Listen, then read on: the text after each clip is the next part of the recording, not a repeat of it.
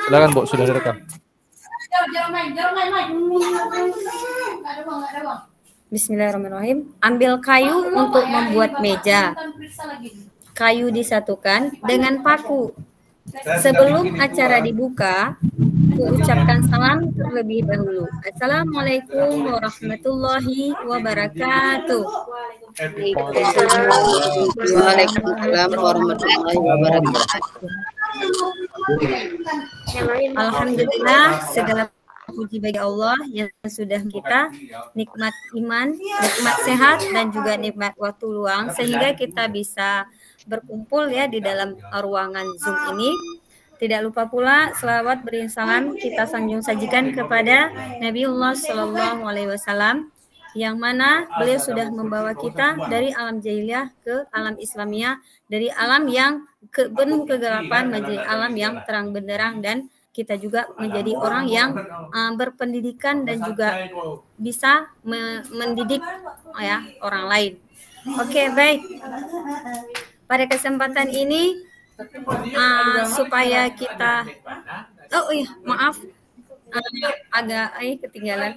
Saya hormati ya para narasumber, juga keynote speaker kita dan juga moderator yang sudah hadir ya, yang bersedia untuk memenuhi undangan kita untuk mengisi acara webinar ini. Baik, supaya acara kita ini diberkahi oleh Allah, mari sama-sama kita membuka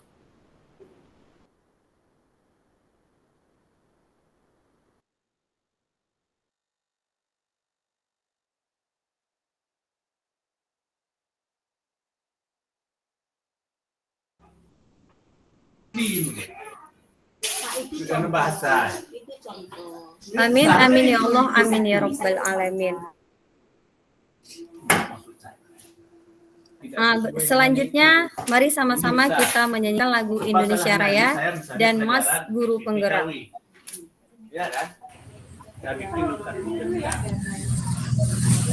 Pada ini? Sebentar Bu.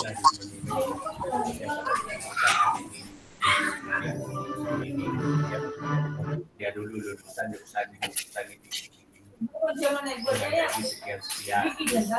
sehingga dia sudah menjadi orang usaha yakin dan kemudian tidak ada usaha di bukan dia kemudian dari cerita di atas kan itu dia kan pilihlah salah satu. Bapak Ibu izin untuk mengaktifkan kameranya ya Bapak Ibu ya.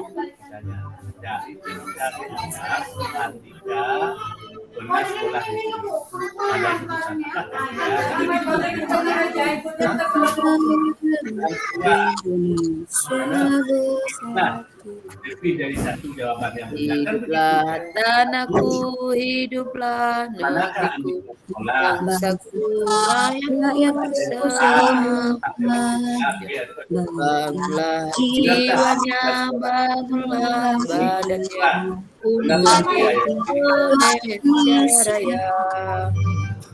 Indonesia Raya, merdeka, merdeka, tanahku, negeriku, yang merdeka, merdeka, hiduplah Indonesia Raya. Indonesia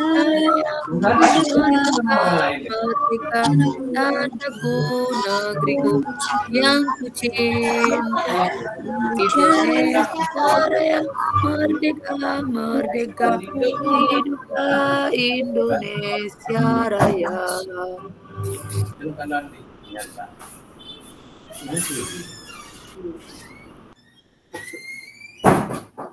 Jadi kalau lagu itu dia aja soal lampu itu.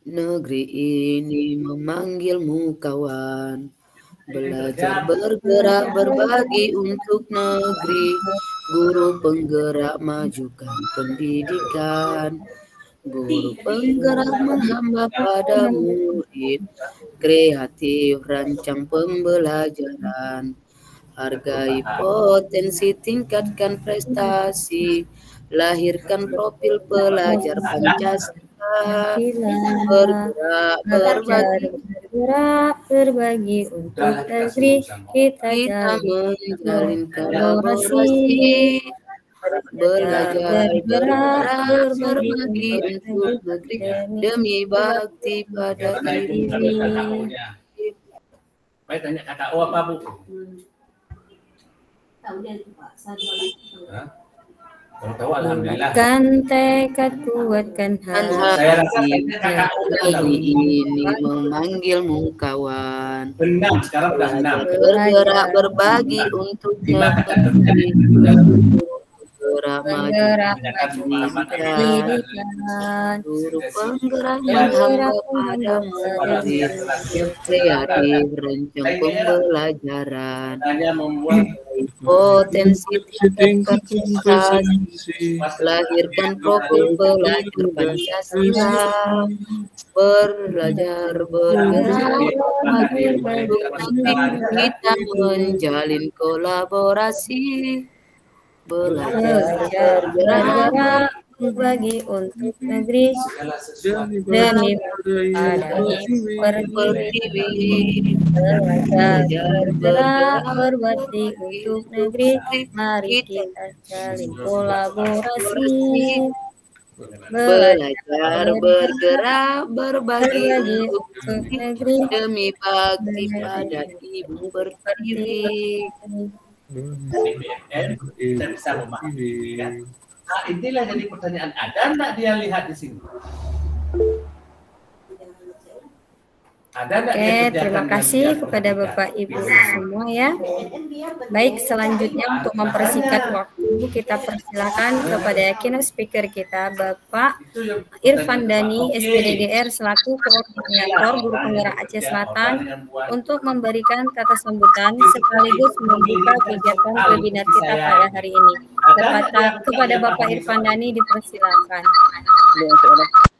Hah? Ibu kan kirim sama saya.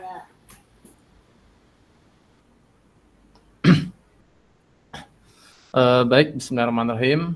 Assalamualaikum warahmatullahi wabarakatuh.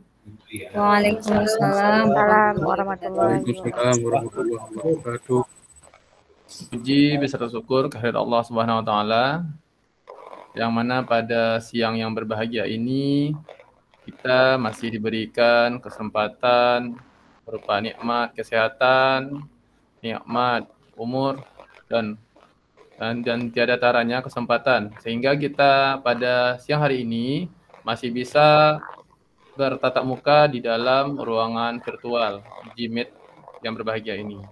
Salawat besertakan salam kepada junjungan kita, yakni Nabi besar Muhammad SAW, yang telah membawa umatnya dari zaman jahiliyah sampai pada zaman yang penuh dengan akhlakul karimah yang kita rasakan pada saat ini. Yang saya hormati sebelumnya kepada host yang sudah membuka kegiatan, Ibu Nurfida Erdiana. Yang saya hormati Bapak Ibu pemateri yang sudah berhadir di dalam room virtual G-Meet ini. Yang saya hormati kepada seluruh panitia penyelenggara kegiatan webinar yang sudah menyukseskan kegiatan ini. Mudah-mudahan kegiatan ini bisa berjalan seperti apa yang kita rencanakan. Dan yang teristimewa kepada Bapak Ibu guru-guru yang berasal dari seluruh Indonesia, baik itu yang ada di Aceh ataupun berada di luar Aceh, terutama pada guru-guru yang ada di Aceh Selatan. Di sini saya ingin menyampaikan permintaan maaf dari Dinas Pendidikan, Pendidikan dan Kebudayaan, serta cabang Dinas Pendidikan, ataupun dari Balai Guru Penggerak yang tidak bisa membuka kegiatan kita pada siang hari ini, karena memang pada hari ini mereka sedang melakukan beberapa kegiatan besar seperti dilaksanakannya Lokakarya ke-5 di Pendidikan Guru Penggerak Angkatan ke-8. Jadi di angkatan 8 pada hari ini Sabtu sudah masuk ke Lokakarya 5 dan di angkatan 9 sudah mau menjelang Lokakarya atau pendamping individu di angkatan ketiga. Yang kemarin yang sudah masuk ke Lokakarya 2. Jadi tidak terasa sebenarnya 6 bulan itu sangat cepat berlangsung, tidak lama 6 bulan. Ya, malah pada angkatan sebelumnya itu lebih lama lagi 9 bulan, malah lebih. Jadi untuk Bapak Ibu yang berada di dalam ruangan virtual ini, sekali lagi saya memotivasi semoga ikut tergerak menjadi guru penggerak. Dan alhamdulillah kemarin pada tanggal 27 Oktober, tepat jam 12 malam, pendaftaran guru penggerak sudah resmi ditutup. Dan saya lihat di grup banyak sekali yang memang tidak sampai mendaftar atau mengirim berkas. Karena beberapa guru kita masih ada yang punya kebiasaan atau mindset mengirim-ngirim di akhir kegiatan. Akhirnya Bapak Ibu sendiri yang dirugikan karena sudah capek membuat esai, CV beberapa minggu, ternyata ketika dikirim tidak bisa disebabkan oleh jaringan yang error. Sebenarnya bukan jaringan Bapak Ibu, tetapi memang server itu tidak bisa di request atau melayani permintaan yang begitu banyak. Untuk Provinsi Aceh saja itu ada sekitar 8.000 orang pendaftar untuk Aceh. Belum lagi nanti dari provinsi-provinsi lain. Kita ada 34 provinsi di Indonesia. Malah di luar itu lebih banyak lagi daripada pendaftar yang ada di Aceh. Jadi memang semalam sekitar jam 10 itu server SIM PKB Guru Penggerak itu tidak bisa lagi diakses, sehingga banyak sekali saya lihat dipantau beberapa grup pendaftaran guru-guru tidak bisa lagi mengirim berkas karena sistem sudah error, sedang perawatan. Jadi memang itu bahan evaluasi dari setiap kegiatan, mulai dari angkatan sebelumnya juga kasusnya juga sama. Jadi mungkin karena faktor kebiasaan yang menunda-nunda. Mudah-mudahan ke depan program ini masih tetap dibuka dan harapannya semakin banyak lagi guru-guru penggerak yang bisa ya menyelesaikan atau mengikuti putaran guru penggerak ini. Kemudian untuk Aceh Selatan ini selaku koordinator dari komunitas guru penggerak Aceh Selatan, saya ingin menyampaikan alhamdulillah ada sekitar 228 guru yang berhasil mengirimkan berkas dari 494. Jadi sekitar ada setengahnya. Luar biasa. Alhamdulillah Aceh Selatan sudah mulai ada kemajuan daripada angkatan-angkatan sebelumnya yang cuma beberapa puluh orang saja yang mengirimkan berkas. Jadi sekarang sudah hampir 300 orang yang mengirim berkas. Kemudian CPP saya lihat lumayan juga peminatnya, antusiasnya luar biasa juga dari guru-guru penggerak. Dan dari kabupaten kota lainnya juga luar biasa karena setiap angkatan itu pertumbuhan jumlah guru penggeraknya luar biasa naik. Di angkatan 9 terbanyak, lalu ternyata di angkatan 10 juga lebih banyak daripada angkatan 9. Dan saya yakin dan percaya di angkatan 11 ini jumlahnya akan naik drastis karena kuotanya juga ditambah. Kemudian itu seputar tentang proses pendaftaran guru penggerak. Kemudian berhubungan dengan kegiatan webinar pada siang hari ini merupakan adalah tindak lanjut dari kegiatan pelatihan literasi yang diikuti oleh guru penggerak kita dari perwakilan guru penggerak Aceh Selatan yang mengikuti kegiatan pelatihan literasi di Medan dan sampai ke Batam atau ke Pulau Riau kemarin. Jadi alhamdulillah guru penggerak kita ini diundang mendapatkan pelatihan sampai tingkat nasional, lalu mengimbaskan pelatihan yang dia dapat kepada rekan-rekan yang ada di komunitas ataupun guru-guru hebat yang mau bergabung di dalam komunitas dalam rangka pengembangan diri. Jadi tidak lebih tidak kurang, adapun maksud dan tujuan kegiatan kita ini adalah untuk mengembangkan diri kita selaku guru dan meningkatkan kompetensi kita, terutama di dalam bidang literasi sesuai dengan tema webinar pada siang yang berbahagia ini. Baiklah Bapak Ibu, untuk mewakili pejabat dinas kita yang tidak bisa berhadir pada kegiatan siang hari ini, dengan ini saya selaku koordinator atau yang mewakili pihak Dinas Pendidikan atau Balai Guru Penggerak membuka secara resmi kegiatan webinar tentang literasi di dalam kurikulum Merdeka. Dengan ini saya nyatakan kegiatan dibuka.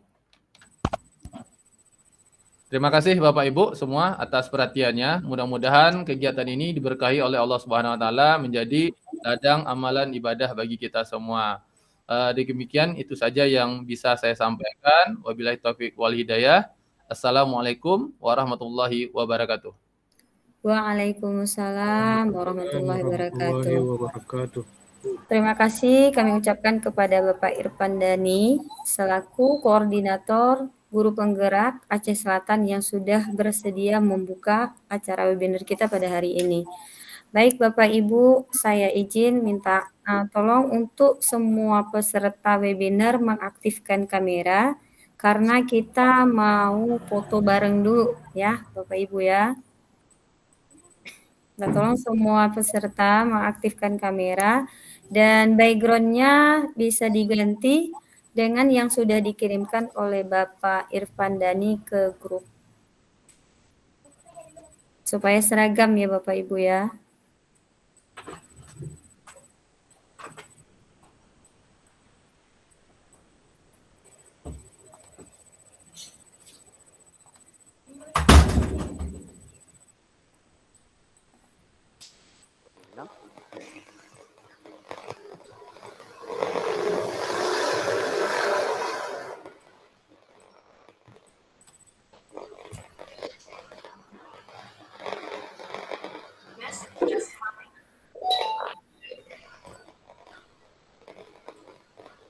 Oke, silakan Ibu Nafida dihitung. Oke, baik Bapak Ibu. Ibu Nuri. Background-nya Ibu Nuri. Nggak bisa, karena lelet nih. Jaringan Oh sana. iya. Iya, lelet Bu, nanti nggak bisa presentasi, Oke, takutnya. baik. Oke, baik Ibu Bapak ya, kita foto ya. 1, 2, 3.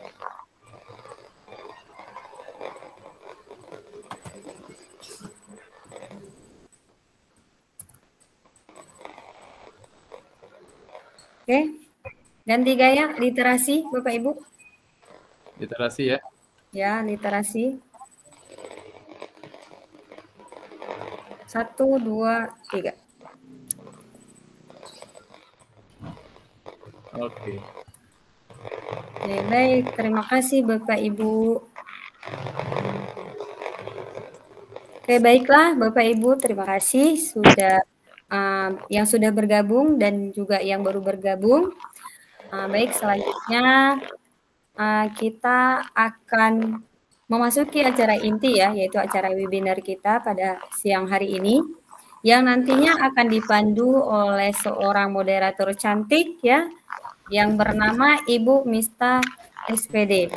Beliau ini berasal dari instansi Sekolah Penggerak SD Negeri 1 Kota Fajar. Dan beliau memiliki moto hidup, bermanfaat bagi diri sendiri dan juga bermanfaat buat orang lain. Baik, untuk mempersingkat waktu, saya persilakan kepada Ibu Miftah untuk memandu acara ini dari awal hingga selesai. Silakan Ibu Miftah. Terima kasih. Terima kasih kami ucapkan kepada Ibu Nurfida Erdiana selaku host kita pada kegiatan webinar hari ini. Beliau merupakan guru penggerak dari Kabupaten Aceh Selatan yang telah memberikan kesempatan kepada saya untuk memandu jalannya kegiatan webinar kita pada siang ini. Nah, sebelum saya membuka atau memandu kegiatan webinar ini, terlebih dahulu Bapak Ibu saya buka dengan sebuah pantun. Jadi minta bantu nanti di ujung atau di barisnya Ibu bantu dengan kata cakep. Oke. Mentari terbit sebelum petang, Cakep. berjalan sendiri menunggu sang pacar. Cakep. Assalamualaikum, selamat datang. Cakep. Jalan lancar. Cakep. Assalamualaikum warahmatullahi wabarakatuh. Waalaikumsalam warahmatullahi wabarakatuh. Baiklah, pertama kalinya saya akan memperkenalkan dua narasumber kita pada hari ini. Yang pertama adalah Ibu Nuri Maulida. Ibu Nuri Mutiara. Beliau ini merupakan guru penggerak Aceh Selatan dan juga guru yang mengajar pada jenjang sekolah dasar yaitu SD Panton Luas Tapak Tuan. Nah, walaupun lokasi SD-nya ini di dalam pegunungan dan jaringannya memang agak terkendala dan tidak stabil, tapi semangat beliau luar biasa. Sewaktu mendampingi para CGP Angkatan 11 mengikuti pendaftaran, beliau naik turun gunung, Bapak Ibu. Ya, apresiasi yang luar biasa untuk Ibu Nuri Mutiara. Kemudian narasumber yang kedua itu adalah Ibu Cut Pusri Ulha. Beliau ini juga GP dari Kabupaten Aceh Selatan. Ibu Cut ini mengajar pada Sekolah Madrasah Ulumul Quran Tapak Tuan Mu. Nah, selamat hadir Ibu. Semoga nanti kami bisa menyerap dan memahami materi yang akan Ibu sampaikan. Nah, saya juga ingin mengucapkan kepada Bapak Ibu guru hebat yang telah bergabung dalam dan ikut berpartisipasi dalam kegiatan webinar kita pada hari ini, yaitu webinar penguatan literasi dalam kurikulum Merdeka. Nah, Bapak guru hebat ini nanti adalah yang akan menjadi pemimpin pembelajaran di sekolah Bapak Ibu masing-masing. Sesuai dengan filosofi Ki Hajar Dewantara, yaitu pembelajaran itu haruslah sesuai dengan karakteristik lingkungan dan muridnya. Nah, adapun kegiatan webinar kita pada kali ini adalah nanti terdiri atas 2 sesi. Nah, sesi yang pertama nanti penyampaian materi yang akan disampaikan oleh Ibu Nuri Mutiara. Ini materinya menyangkut dengan penguatan literasi mungkin pada jenjang sekolah dasar. Kemudian sesi yang selanjutnya disampaikan oleh Ibu Cut Pusri Ulha tentang materinya tentang manfaat daripada penguatan literasi dan kurikulum Merdeka dalam kurikulum Merdeka. Nah, jadi untuk menghemat waktu, marilah kita mendengarkan penjelasan yang pertama dari narasumber kita, Ibu Nuri Maulida. Nah, kepada Ibu Nuri Mutiara. Ya, Nuri Maulida teringat artis Nuri Maulida. Ya. Ya. Kepada Ibu Nuri Mutiara, saya silahkan. Oke, terima kasih saya ucapkan kepada moderator yaitu Ibu Mista, juga kepada host Ibu Nurfida. Tak lupa pula terima kasih kepada Koordinator Guru Penggerak Aceh Selatan beserta panitia yang sudah fokus mengadakan kegiatan kita pada setiap bulannya. Alhamdulillah kita bisa mengadakan lagi pada hari ini. Juga terima kasih kepada Bapak Ibu sudah bisa berhadir pada room meeting kita pada kali ini. Baiklah, saya izin share screen ya Bapak Ibu.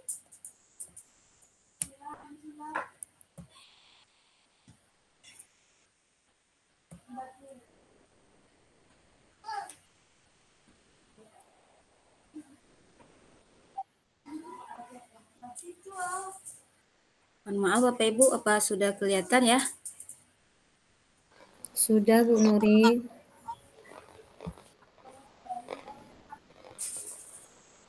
Oke, pada kesempatan kali ini saya akan membahas beberapa materi mengenai literasi dan pemanfaatan bahan bacaan bermutu pada anak-anak di jenjang sekolah dasar. Sebenarnya literasi ini memang bukan materi baru lagi bagi pendidik ya, bagi kita. Namun mengapa pemerintah sampai sekarang masih menggiatkan program-program literasi? Itu memang ditemukan pada jenjang sekolah dasar itu masih banyak anak-anak yang kelas tinggi saja belum bisa membaca, seperti itu ya. Anak kelas rendah Apalagi alas rendah itu awal dari tahap membaca anak-anak sebelum sampai ke tahap budaya literasi seperti itu.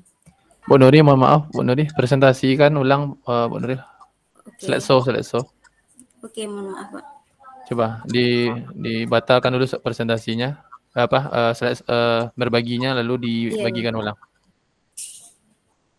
Pastikan sudah slideshow dulu.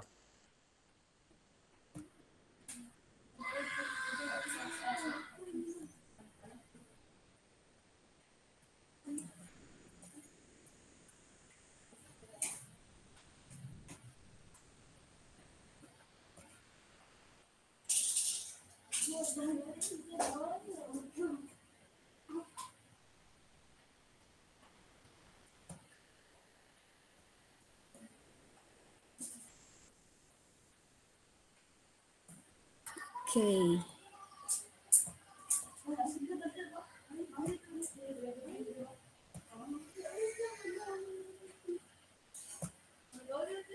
Gimana Bapak Ibu? Sudah slideshow?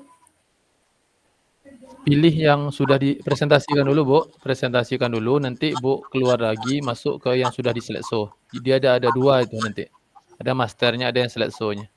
Jadi Bu pilih yang slideshow-nya. Ini di slideshow dulu, masternya itu. Oke. Di slideshow dulu PowerPoint-nya ini, baru keluar dari presentasi Gmeet.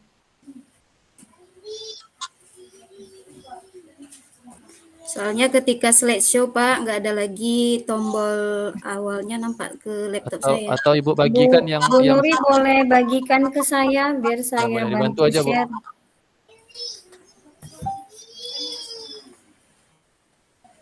Di Japri aja ke saya, Bu. Oke. Dia kalau di PowerPoint ketika kita slideshow itu dia membuka jendela baru, jadi nggak nampak masternya tuh.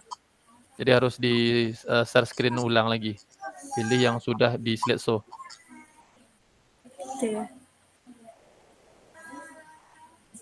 Ini kan masternya yang Ibu presentasikan, bukan apanya.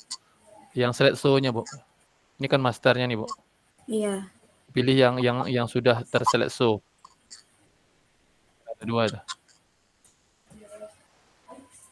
Beda kalau Ibu pakai Canva langsung dia, atau pakai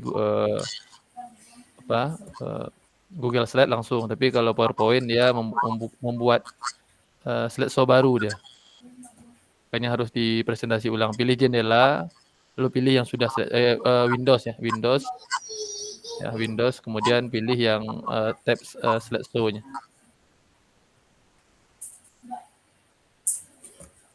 Soalnya di layar saya Pak, ketika slideshow window-nya nggak nampak lagi Pak. Gimana itu? Ya ditekan Windows Bu, di tombol keyboardnya Bu.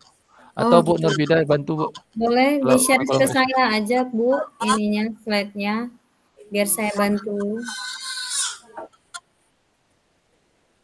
Di Japri aja Bu ke saya. Oke.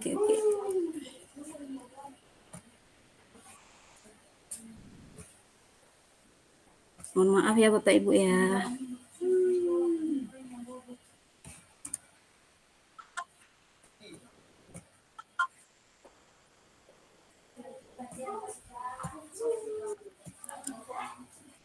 Oke.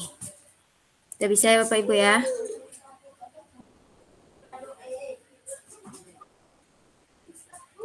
Sudah ya Bapak Ibu? Sudah. Oke, terima kasih atas waktunya Bapak Ibu. Oke, sebelumnya boleh Bapak Ibu sebelum saya mulai dengan materi, Bapak Ibu boleh di kolom chatnya mengenai pernyataan pertama, literasi tidak hanya baca tulis. Menurut Bapak Ibu tepat atau tidak tepat? Di kolom chat saja boleh Bapak Ibu. Literasi tidak hanya baca tulis, tepat.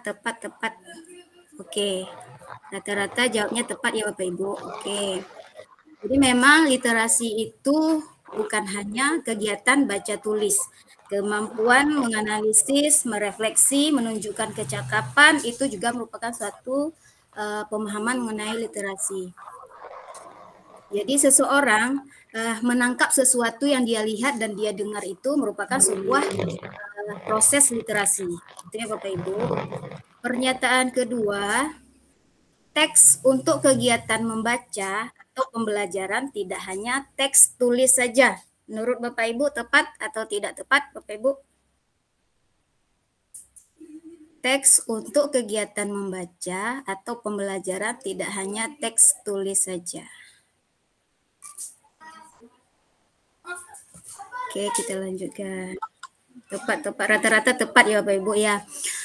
Memang dalam membaca itu ada berbagai macam teks yang kita ketahui. Bukan hanya teks tulis saja, namun dari segi visual, audio atau audiovisual, gerakan tubuh juga merupakan sebuah teks bagi yang melihatnya. Bahkan anak-anak itu ketika kita melakukan gerakan tubuh menggoyangkan tangan saja, mereka tahu bahwa itu artinya tidak boleh. Kita anggukkan kepala itu artinya boleh. Jadi dari gerakan tubuh, sikap, dari audio yang kita lihat, memang anak-anak sekolah dasar di tingkat sekolah dasar itu perlu hal-hal selain dari teks, hal-hal baru, informasi-informasi baru yang mereka dapat selain dari teks saja. Gitu ya Bapak Ibu. Kita lanjut. Pernyataan ketiga, program membaca di sekolah bisa menggunakan buku apa saja. Menurut Bapak Ibu tepat atau tidak tepat? Tepat. Ini jawaban yang kedua tadi atau ketiga ya? Oke, kebanyakan jawabannya tepat. Oke, kita lihat ya. Nah, ternyata tidak tepat ya Bapak Ibu, karena di setiap jenjang sekolah itu kita harus menjenjangkan buku sesuai dengan keterampilan anak, sesuai dengan umur anak, juga sesuai dengan kesiapan belajar anak. Jangan sampai di sekolah-sekolah kita menyediakan buku-buku mengandung inklusivitas, perundungan, anti toleransi dan bermacam kasus-kasus SARA seperti itu ya Bapak Ibu. Jadi kita harus pilih-pilih mana yang buku sesuai dengan anak jenjang sekolah dasar, juga jenjang SMP dan SMA. Jadi tidak bisa menggunakan buku apa saja gitu ya Bapak Ibu. Kita lanjut pertanyaan keempat. Anak-anak yang lancar membaca pasti dapat memahami isi bacaan. Menurut Bapak Ibu tepat atau tidak tepat? Ini rata-rata tepat semua ya Bapak Ibu ya. Tepat. Tidak tepat. Ini tidak tepat pernyataan yang ketiga tadi mungkin ya. Tidak tepat. Tidak tepat. Yang ini tepat, Bu. Oke. Tepat. Lanjut. Jadi anak-anak yang lancar membaca itu belum tentu dia memahami isi bacaan. Karena lancar membaca itu adalah suatu ucapan, ujaran seperti itu. Ujaran suatu kalimat. Tapi kalau memahami itu lebih memahami makna dari suatu ujaran tersebut. Jadi belum tentu anak yang lancar membaca sudah pasti bisa memahami isi bacaan. Setuju ya Bapak Ibu ya? Oke, pernyataan kelima. Kegiatan atau pembelajaran membaca harus dilakukan dalam mata pelajaran bahasa Indonesia saja. Tidak tepat, tidak tepat, tepat. Tidak tepat, tidak tepat. Tidak, oke. Berarti setuju, berarti tidak ya. Kita tahu semua mata pelajaran itu ada kegiatan membacanya. Bahkan matematika juga ada kegiatan membaca, ya kan? Itu ada materi khusus literasi dan numerasi gitu Bapak Ibu ya. Kita lanjut. Pernyataan ke-6. Guru tidak perlu melakukan asesmen kemampuan membaca siswa secara berkala. Tepat atau tidak tepat Bapak Ibu? Tidak perlu melakukan penilaian kemampuan membaca. Tidak tepat ya Bapak Ibu ya, setuju. Berarti dalam kemampuan membaca kita sebagai guru, apalagi di tingkat-tingkat sekolah dasar, kita perlu melakukan penilaian secara berkala. Kita tidak hanya memantau keterampilan membaca anak itu hanya sekedar klasikal, maksudnya kita lihat, kita pantau, oh ini sudah lancar membaca, ini belum. Tidak hanya seperti itu, tapi kita melakukan penilaian khusus kepada keterampilan membaca ini. Nanti saya akan tampilkan video bagaimana melakukan asesmen keterampilan membaca pada anak siswa sekolah dasar, apalagi kelas 1, 2, 3 itu ya Bapak Ibu, itu sangat krusial sekali mengenai keterampilan membaca. Jangan sampai anak-anak SD masuk sekolah jenjang berikutnya itu tidak bisa membaca. Jadi bagaimana melanjutkan pembelajaran kalau membaca saja belum lancar, seperti itu ya Bapak Ibu. Lalu pernyataan 7, guru tidak perlu memodelkan atau mengajari kegiatan membaca karena peserta didik yang diharapkan lebih aktif. Tepat atau tidak tepat Bapak Ibu? Tidak tepat. Mungkin di sini Bapak Ibu sudah ada yang mengikuti pelatihan di Banda Aceh pada gelombang 1, gelombang 2 kemarin Bapak Ibu ada? Sekarang sudah gelombang 3 mengenai literasi ini. Mungkin materi-materi ini sudah disampaikan pada kegiatan BIMTEK di Banda Aceh di BPMP kemarin ya Bapak Ibu. Jadi ini juga tidak tepat. Jadi sebagai guru itu kita perlu memodelkan dalam kegiatan membaca. Salah satu keuntungannya kita memodelkan itu meningkatkan minat anak-anak dalam membaca. Misalkan ada satu buku, ini saya menunjukkan sebuah buku. Kalau kita suruh langsung anak-anak membaca, mereka hanya sekedar mungkin lihat, balik. Tapi kalau kita modelkan dengan ekspresi, intonasi, atau mimik wajah yang tepat, mereka akan merasa bahwa membaca itu menyenangkan, seperti itu ya Bapak Ibu. Jadi kita sebagai guru, apalagi guru SD, itu perlu sesekali memodelkan kegiatan membaca kepada anak-anak didik. Itu ya Bapak Ibu. Lanjut pernyataan nomor 8. Pembelajaran membaca dapat dilakukan dengan melatih peserta didik menggabungkan bunyi huruf. Tepat atau tidak tepat Bapak Ibu? Tidak tepat. Tepat. Oh, rata-rata tepat ya Bapak Ibu. Ya. Tahapan awal anak-anak membaca memang menggabungkan bunyi huruf, menggabungkan suku kata, mengenal huruf dulu ya, mengenal huruf, menggabungkan suku kata, lalu menggabungkan bunyi huruf. Barulah mereka bisa memahami isi bacaan di tingkat mungkin kelas tinggi 4, 5, 6 seperti itu. Jadi kalau di awal mereka perlu dilatih atau dilakukan penggabungan bunyi huruf. Bahkan kita dulu waktu sekolah SD ya, kita mengejanya itu lama sekali, berubu ke uku gitu kan. Nah, itu juga bisa bermanfaat untuk melatih keterampilan membaca pada anak. Nah, ini dia ada beberapa miskonsepsi yang terjadi pada kita semua ya, bukan hanya masyarakat awam, tapi kita sebagai jadi beberapa miskonsepsi yang menganggap bahwa literasi itu hanya mencakup kegiatan membaca fasih dan menulis rangkaian huruf dan kata semata. Namun secara lebih luasnya literasi itu adalah kompetensi untuk berpikir tentang teks dan menggabungkan teks dengan diri. Nah, informasi-informasi yang kita terima dan kita gabungkan dengan diri kita itu merupakan suatu proses literasi.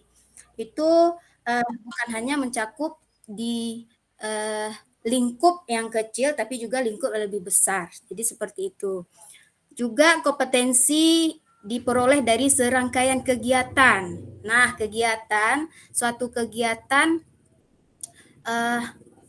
itu juga merupakan proses literasi. Misalkan kegiatan pada saat ini kan nggak ada menulis kan, nggak ada menulisnya, tapi ini merupakan sebuah kegiatan literasi yang memperoleh informasi dari suatu kegiatan seperti itu Bapak Ibu ya. Oke, kita lanjut. Nah, menurut Bapak Ibu kalau melihat gambar ini, apa yang terbenak oleh Bapak Ibu? Apa yang terlintas di benak Bapak Ibu maksudnya? Boleh ada yang mau memberi tanggapan? Ibu Mista boleh pilih salah satu, Bu Mista.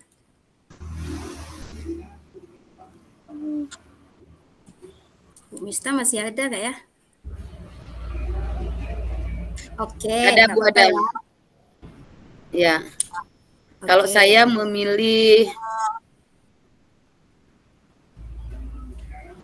komik. Pilih pesertanya, Bu. Bapak Ibu maksudnya boleh ketik di kolom chat aja. Menurut Bapak Ibu setelah melihat visual ini kira-kira apa yang terlintas di benak Bapak Ibu seperti itu. Ini sudah siang kayaknya ya, mengantuk kayaknya ya. Itu kita udah ada 2. Oke, Kak Trisna boleh Kak Trisna? Kak Trisna boleh berikan sedikit pendapatnya.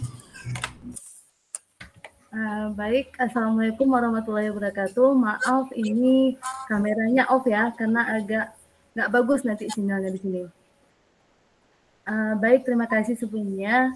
Kalau menurut saya, setelah saya melihat apa yang ditampilkan di layar, ini berbagai macam bahan bacaan kalau menurut saya yang bisa kita baca.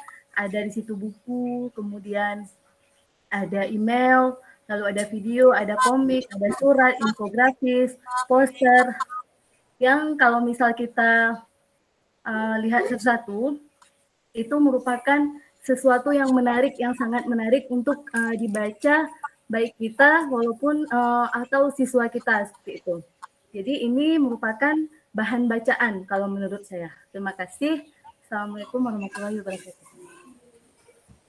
Waalaikumsalam warahmatullahi wabarakatuh. Betul sekali ya Bapak Ibu, ini adalah teks multimodal. Jadi teks multimodal itu artinya teks berbagai macam ragam. Seperti itu ya Bapak Ibu.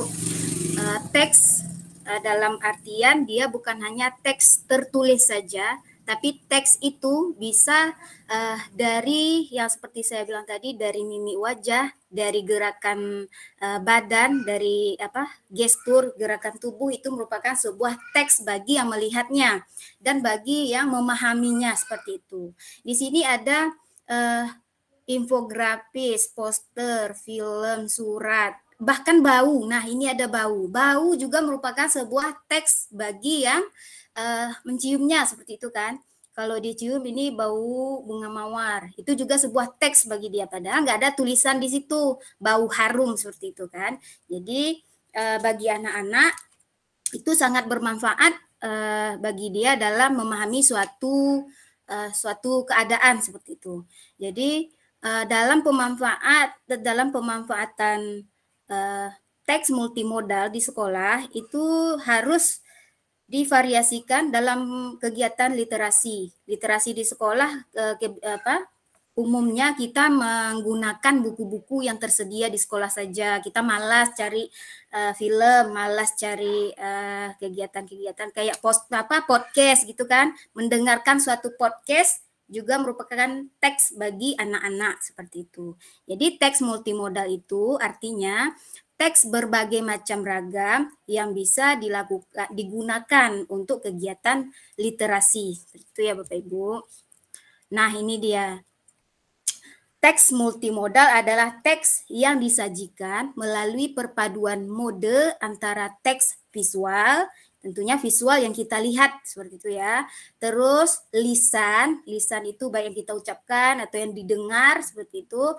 Linguistik itu mengenai ilmu bahasa ya mungkin ya Bu Cut ya, Bu Cut mungkin lebih paham.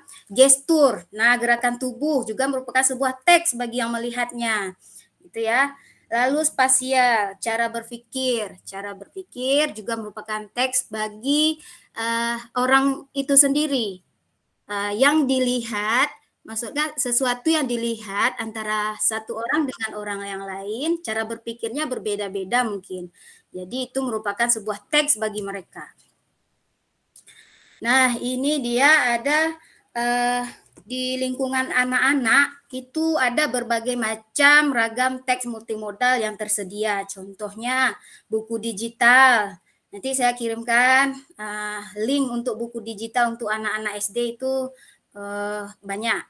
Terus ada buku bergambar, televisi, film, klip video, poster, radio, billboard, spanduk, baliho. Bahkan tokoh, nah seorang tokoh bisa kita jadikan sebagai teks dalam pembelajaran, gitu kan. Seperti misalkan Ki Hajar Dewantara, sudah jelas dia bapak pendidikan gitu. Mungkin di tokoh lain, misalkan tokoh dari anak-anak di film Laskar Pelangi misalkan. Di situ kita bisa mengajarkan kepada siswa-siswa SD, kita tampilkan usaha-usaha anak itu dalam sekolah, nggak ada sepatu pun dia bisa pergi sekolah. Jadi tokoh-tokoh itu bisa kita hadirkan di dalam kelas seperti itu Bapak Ibu ya. Lanjut. Nah, ini dia ada contoh-contoh teks multimodal yang mungkin tidak ada tulisannya, seperti gerakan jempol. Ini diartikan oleh anak-anak itu bagus atau betul, seperti itu kan. Lalu ada seperti ini, bersalaman, menunjuk, atau tembak-tembakan gitu. Artinya ada, dari gerakan tangan saja sudah merupakan teks bagi yang melihatnya. Ada peta. Peta kan nggak banyak juga keterangan di situ kan, tapi kalau sebagai orang dewasa kita bisa memahami isi peta tersebut. Juga ada buku bergambar. Buku bergambar ini nggak ada juga teksnya, tapi anak-anak bisa memahami secara berbeda-beda antara anak satu dengan anak lain. Mungkin anak yang satu bercerita, bisa dia ceritakan dengan panjang lebar seperti itu. Dua orang anak sedang bermain di taman seperti itu. Ada kupu-kupu, kupu-kupunya sangat indah. Jadi anak-anak bisa mengeksplor pengetahuannya dari yang mereka lihat, begitu ya. Juga ada gerbang. Ini juga sebuah teks di lingkungan anak-anak. Ada poster. Poster ini juga nggak banyak keterangan, harus menceritakan di dalam ini, tapi kita bisa melihat dan menyimpulkan bahwa ikan itu memiliki zat besi, yodium, selenium. Nah, itu merupakan sebuah teks untuk anak-anak atau bisa kita gunakan sebagai pembelajaran di kelas. Ini contoh buku yang berisi tentang budaya. Budaya dalam menanam, memanen padi, budaya di sekitar sawah seperti itu ya. Nah, ini ada kalimat dari James Patterson. Tidak ada anak yang tidak suka membaca, yang ada adalah anak-anak yang suka membaca dan anak-anak yang membaca buku yang salah. Nah, kita sering lihat ya Bapak Ibu, kalau di perpustakaan ada anak-anak yang mengambil buku, dibalik-balik, lalu taruh. Terus ambil buku lagi, balik-balik, lalu taruh. Jadi itu kenapa terjadi? Karena mereka belum mendapatkan buku yang sesuai dengan diri mereka sendiri. Nah, bagaimana cara kita sebagai guru bisa mengantarkan buku itu kepada mereka? Kita perlu mengadakan penjenjangan buku di dalam perpustakaan atau di pojok baca di dalam kelas. Penjenjangan buku itu harus sesuai dengan tingkat kognitif anak, tingkat umur anak, juga kelas anak itu sendiri. Misalkan anak kelas 1, mereka kan membacanya belum terlalu bisa. Jadi kita kumpulkan buku-buku yang bacaannya pendek-pendek dan gambarnya banyak seperti itu. Letakkan di jenjang bawah. Lalu untuk anak kelas 4, 5, 6 mereka sudah suka membaca, jangan lagi kita arahkan ke bacaan yang pendek-pendek, tapi kita sesuaikan dengan kemampuan mereka seperti itu. Nah, ini penjenjangan buku. Ini ada jenjang A. Jenjang A bisa kita lihat.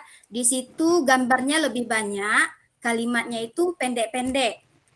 Cuman ada 3 kalimat. Dalam satu kalimat itu hanya ada 3 atau 4 kata saja. Ini cocok untuk kelas 1, 2, dan 3 seperti itu.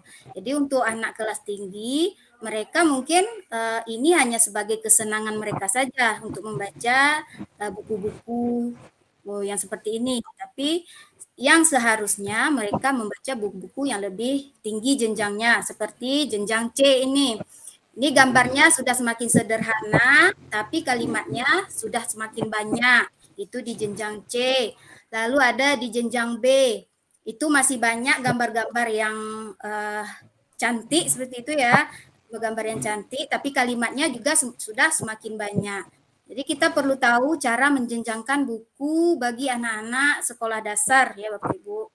Lalu ini dia cara untuk menjenjangkan buku untuk anak-anak kelas 1 sampai dengan kelas 6 SD. Untuk jenjang A itu maksimal kalimat per halamannya itu ada 3 kalimat. Maksimal kata per kalimatnya bisa 5. Seperti itu. Juga di jenjang B maksimal kalimatnya ada 5 kalimat per halaman. Maksimal kata per kalimatnya ada 7. Kita bisa tentukan, kita tentunya lihat dulu kan bukunya ini sesuai di jenjang A, jenjang B, jenjang B2, B3, dan jenjang C. Kalau jenjang A cocok untuk kelas 1, kelas 2, jenjang B itu kelas 3, mungkin ya, jenjang B1. Jenjang B2 itu kelas 4, B3 kelas 5, jenjang C itu kelas 6. Nah, selanjutnya bagaimana pula bahan-bahan bacaan multimodal ini kita gunakan di dalam pembelajaran. Nah, selanjutnya. Nah, Bapak Ibu kalau melihat gambar ini, kira-kira bagaimana Bapak Ibu? Boleh di kolom komentar saja. Kalau melihat gambar yang seperti ini di perpustakaan ini ya, di perpustakaan sangat ramai pengunjungnya. Oke. Bagus. Oke. Ya tentunya kita kalau sebagai anak kelas SD gitu ya, ini suka sekali masuk perpustakaan yang seperti ini kan. Ya bagus, bagus, menyenangkan. Ya bagus. Oke, tentunya bagus ya Bapak Ibu. Saya yakin di sekolah Bapak Ibu itu mungkin lebih wow dari ini ya, apalagi sekolah Bu Mista ya, itu pojok bacanya udah dilukis dengan pelukis handal gitu ya Bu Mista. Jadi anak-anak akan suka berada di perpustakaan. Kalau keadaan pustakanya seperti ini. Mohon maaf ya, agak berisik Bapak Ibu. Nah, kalau seperti ini bagaimana pula? Jangankan anak-anak ya Bapak Ibu, kita aja kalau masuk ke situ mau cari buku apa nggak tahu lagi kan. Jadi udah berantakan, terus tampilannya nggak nampak, bukunya harus dibalik satu-satu gitu, cari buku apa bingung gitu Bapak Ibu ya. Bosan, berantakan ya, tidak menarik. Terus sekali ya Bapak Ibu. Ini gimana kita mau baca Bapak Ibu ya, udah berantakan seperti itu ya. Mudah-mudahan sekolah kita nggak ada lagi perpustakaan yang seperti ini ya Bapak Ibu. Nah, ini dia area-area yang bisa kita gunakan sebagai tempat kegiatan-kegiatan membaca. Pertama itu ada sudut baca. Sudut baca itu berada di dalam ruangan kelas. Kalau di dalam kelas itu ada bagian yang kosong, kita jadikan sebagai sudut baca. Lalu pojok baca ini mungkin berada di koridor ruang tunggu, misalkan sekolah-sekolah yang besar itu mungkin ada koridor ruang tunggu, bisa dibuat sudut baca di situ. Tempat mungkin orang tua menunggu atau berkumpul atau dekat kantin, situ bisa buat pojok baca. Lalu ada perpustakaan sekolah. Perpustakaan sekolah ini tentunya setiap sekolah mempunyai perpustakaan sekolah, Bapak Ibu kan. Jadi pustaka sekolah itu kita harus manfaatkan sebaik mungkin karena bukunya itu pasti buku-buku yang bermanfaat, buku-buku yang bagus-bagus di situ. Mungkin nggak terjamah oleh kita, nggak terlihat oleh kita, nggak bisa kita gunakan di dalam kelas. Padahal di perpustakaan itu sangat banyak sekali buku yang bisa kita gunakan sebagai penunjang suatu materi yang kita ajarkan di kelas kita. Itu bisa kita gunakan. Juga lingkungan sekolah seperti mading, poster atau kutipan-kutipan kutipan-kutipan para ahli lah gitu kita tempelkan di sepanjang jalan misalkan, agar anak-anak itu setiap dia berjalan di lingkungan sekolah dia itu pasti melihat tulisan. Jadi itu salah satu cara kita membiasakan, membudayakan literasi itu sendiri kepada anak-anak. Apalagi di SD-SD ya. Di SD-SD itu kalau kita lihat kelasnya itu penuh dindingnya. Terus koridor jalan setiap lorong itu juga penuh ditaruh poster-poster oleh kepala sekolahnya. Itu sangat bagus. Nah, ini dia contoh-contoh pojok baca yang menarik, yang bisa meningkatkan minat baca bagi anak-anak SD gitu Bapak Ibu. Kalau di sekolah Bapak Ibu mungkin lebih cantik lagi tuh pojok bacanya ya. Kita lanjut. Nah, menurut Bapak Ibu, mana penataan buku yang benar pada gambar A atau gambar B? Boleh di kolom komentar Bapak Ibu. Kolom komentar ya. Bu Mista boleh pilih salah satu Bu Mista dari yang jawab A, B itu. Saya kurang nampak dari itunya. Ya, terima kasih Bu Nuri. Kalau saya di sini menjawabnya yang B. Mungkin sesuai dengan jenjang SD, menampilkan judul buku jadi peserta didik dengan mudah memilih bahan bacaan yang akan dibaca. Terima kasih. Ya. Yang lain Bu Mista yang jawab itu banyak kayaknya. Coba pilih salah satu orangnya Bu Mista.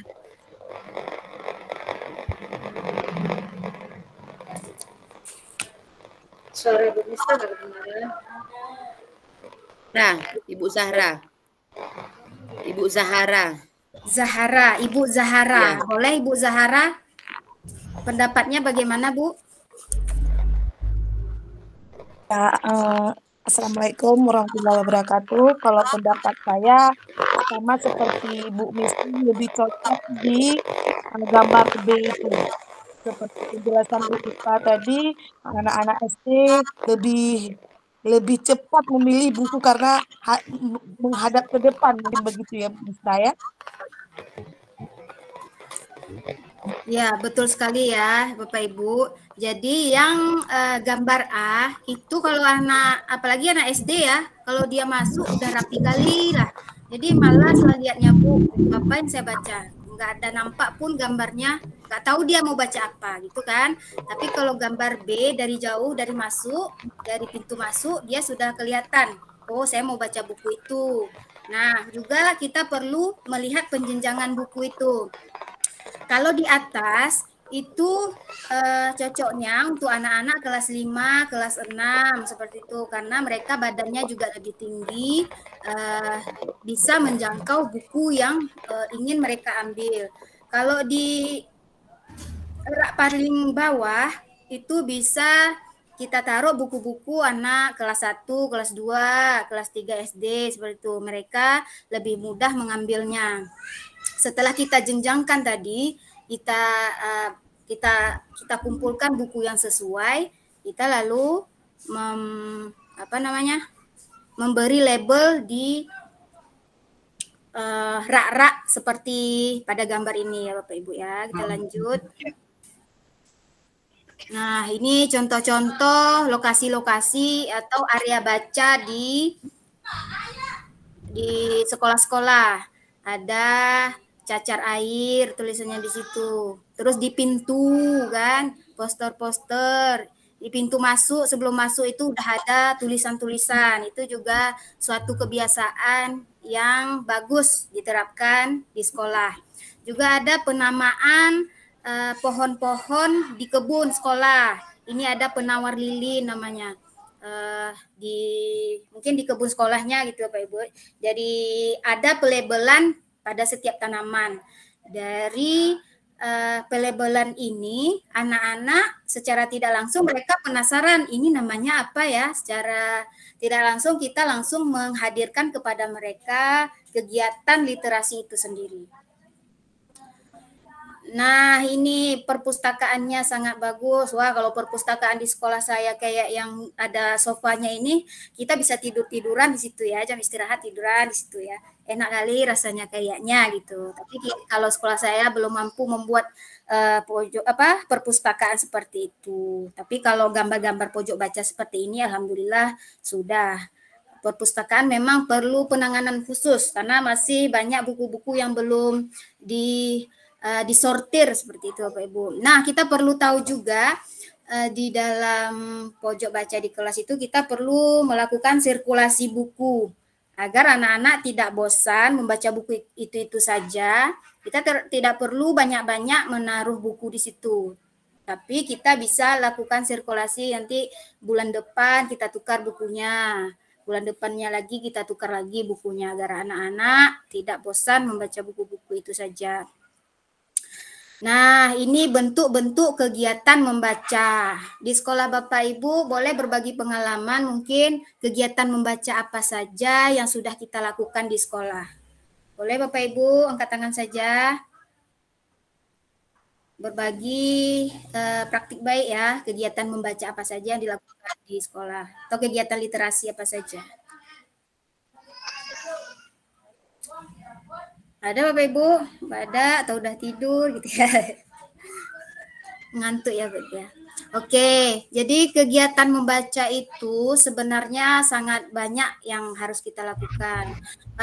Tapi kebanyakan memang program-programnya itu setiap sekolah itu sama gitu Bapak Ibu ya. Mungkin ada program membaca 15 menit sebelum pembelajaran dimulai gitu. Lalu gurunya ada yang sarapan di kantor.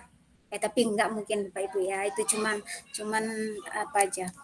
Tapi kalau memang kita kontrol membaca 15 menit itu boleh. Tapi kalau mereka aja yang baca, tidak ada kontrol dari kita, nggak ada tujuannya, nggak ada nggak ada pemetaan bagi kita keterampilan apa yang kita lihat dari anak-anak tersebut. Kita perlu kontrol juga, gitu. Nah, ini kegiatan-kegiatan yang bisa kita lakukan. Ada membaca nyaring. Membaca nyaring itu bisa kita lakukan baik di kelas, di perpustakaan. Bapak Ibu pernah menonton video membaca nyaring, contoh membaca nyaring Bapak Ibu ya. Misalkan kayak ini ibu yang baju batik biru, pegang buku satu gitu kan, anak-anak melingkar duduk di bawah gitu, pegang buku satu. Lalu kenapa ibu gurunya duduk di atas? Agar anak-anak itu bisa melihat ketika bukunya dibalik, kita perlu lihatkan kepada mereka ini isi bacaannya. Kita perlu memodelkan dengan ekspresi yang benar, ekspresi yang betul, intonasi yang benar juga agar pemahaman yang diterima anak itu benar, seperti itu. Nanti mungkin akan saya contohkan bagaimana salah satu contoh membaca nyaring kalau ada waktu, tapi kalau nggak sempat lagi nggak apa-apa, kita lanjutkan dengan pemaparan materi Bucut. Nah, juga ada membaca secara mandiri maupun berpasangan. Kalau membaca berpasangan itu satu orang membaca, satu orang mendengar. Lalu yang mendengar ini bisa menjelaskan secara dengan bahasa dia sendiri mungkin. Lalu ada kegiatan mengapresiasi anak dalam membaca. Juga mungkin bisa dilakukan menjadi teladan dalam membaca. Teladan tadi seperti tadi kita modelkan dengan benar kegiatan membaca tersebut. Misalkan ada suatu cerita, kita modelkan dengan benar. Lalu kita bisa berikan beberapa pertanyaan kepada mereka. Apakah dia sudah sampai ke tahap pemahaman atau mereka hanya cuma mendengar cerita yang kita bacakan. Kita bisa petakan kemampuan anak dari kegiatan membaca ini. Lanjut ya Pak Ibu. Nah, membaca nyaring, ini contohnya nih kegiatan membaca nyaring. Bapaknya duduk di depan, anak-anaknya sebenarnya lebih baik kalau kita kan anaknya mungkin ada sekitar 12 atau 10, kita boleh duduk di atas kursi, anak-anak duduk di bawah agar mereka bisa lihat semua isi dari bukunya. Ini sangat menyenangkan Bapak Ibu, saya sering lakukan di kelas saya. Mereka itu sebenarnya kalau mereka baca sendiri bisa aja kan, cuman agar lebih bermakna kegiatan literasi itu kita kan sekarang menanamkan menumbuhkan minat membaca anak. Kalau hanya seperti itu saja nggak ada nggak ada terasa menyenangkan bagi mereka kegiatan membaca. Tapi ketika kita memodelkan dengan intonasi, apalagi dengan gerakan yang sesuai dengan isi bacaan, mereka itu terbongang kalau buku kan. Tahu bahasa jamu gitu kan. Jadi seperti itu Bapak Ibu. Ini sangat menyenangkan kita lakukan di kelas. Setelah kegiatan membaca, kita bisa berikan pertanyaan-pertanyaan pemantik atau kosakata-kosakata baru yang ada di buku, kita bisa tanyakan kepada mereka. Ini tentunya khusus di tingkat sekolah dasar gitu ya Bapak Ibu. Karena memang pemerintah ini sangat memfokuskan kegiatan literasi ini pada tingkat sekolah dasar. Sampai mengadakan itu tadi ya, pelatihan-pelatihan secara khusus di seluruh Indonesia seperti yang dijelaskan oleh Bapak Irfan Dhani tadi, dari seluruh Indonesia dilakukan sampai ke regional 10 kemarin tuh, lalu baru diimbaskan ke daerah-daerah. Nah, kita juga bisa melakukan kegiatan membaca untuk kesenangan. Selain membaca dalam kegiatan pembelajaran, kita boleh melakukan kegiatan membaca sesuai dengan kesenangan anak. Misalkan anak yang suka masak gitu, kita sediakan bahan bacaan, ya, buku masakan atau video orang-orang memasak seperti itu kan. Jadi apa yang mereka senangi kita bisa hadirkan di kelas seperti itu agar mereka juga senang dalam mencari informasi mengenai kesenangannya tersebut. Nah, setelah itu setelah kita memanfaatkan teks multimodal tadi, lalu kita bisa melakukan asesmen dalam membaca tersebut. Nah, Bapak Ibu, kalau di sekolah ada nggak yang menilai anak-anak pada keterampilan membacanya? Misalkan seperti ini, kita kan di kelas cuman lihat aja kan, oh ini lancar, nih enggak. Ada nggak yang secara khusus panggil satu-satu, diberi penilaian ketika dia membaca? Ada nggak Bapak Ibu? Boleh berbagi pengalamannya? Boleh Bapak Ibu? Maaf ya, saya minum sedikit.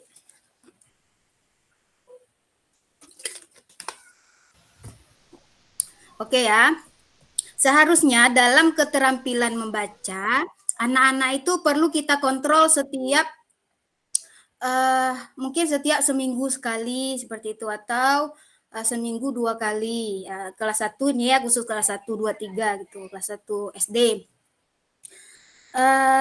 Anak ini apakah sudah paham dengan penggabungan huruf, lancarkah atau di tingkat pemahamankah atau di tingkat mengeksplor atau sudah bisa menceritakan kembali isi pemikirannya, sudah sampai di tahap mana? Kita perlu mengadakan penilaian terhadap keterampilan membaca tersebut. Nah, mungkin saya akan menampilkan maaf Bapak Ibu ya, saya akan tampilkan video.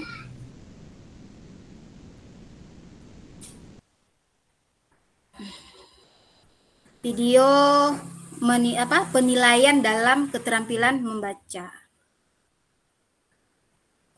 Mudah-mudahan sinyalnya.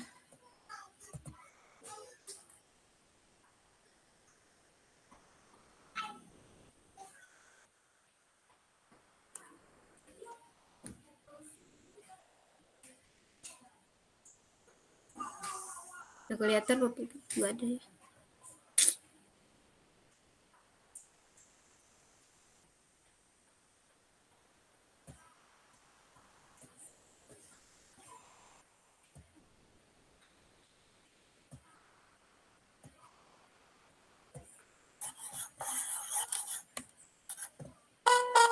Asesmen ini terdiri dari 5 bagian. 1. Membaca nama huruf. 2. Membaca struktur. Boleh tampilkan video saya sebentar, Bu? Boleh.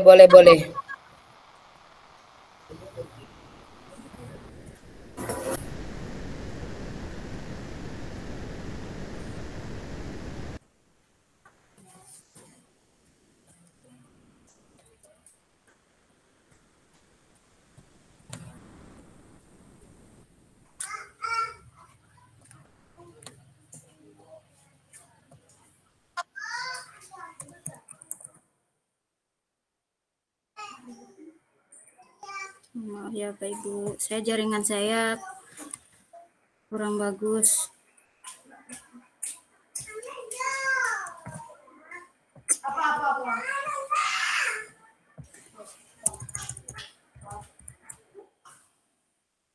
Pak Irfan Dani, tadi saya ada kirim sama Pak, boleh Pak?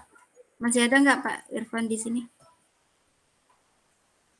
Sebentar Bu, apa judulnya tadi? Yang YouTube Pak.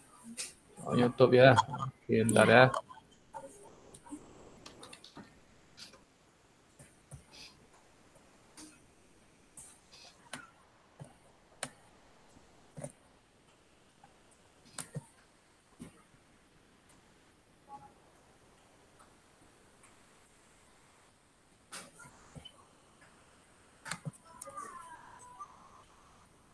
Maaf ya Bapak Ibu ya. Presentasi ya. Iya Pak.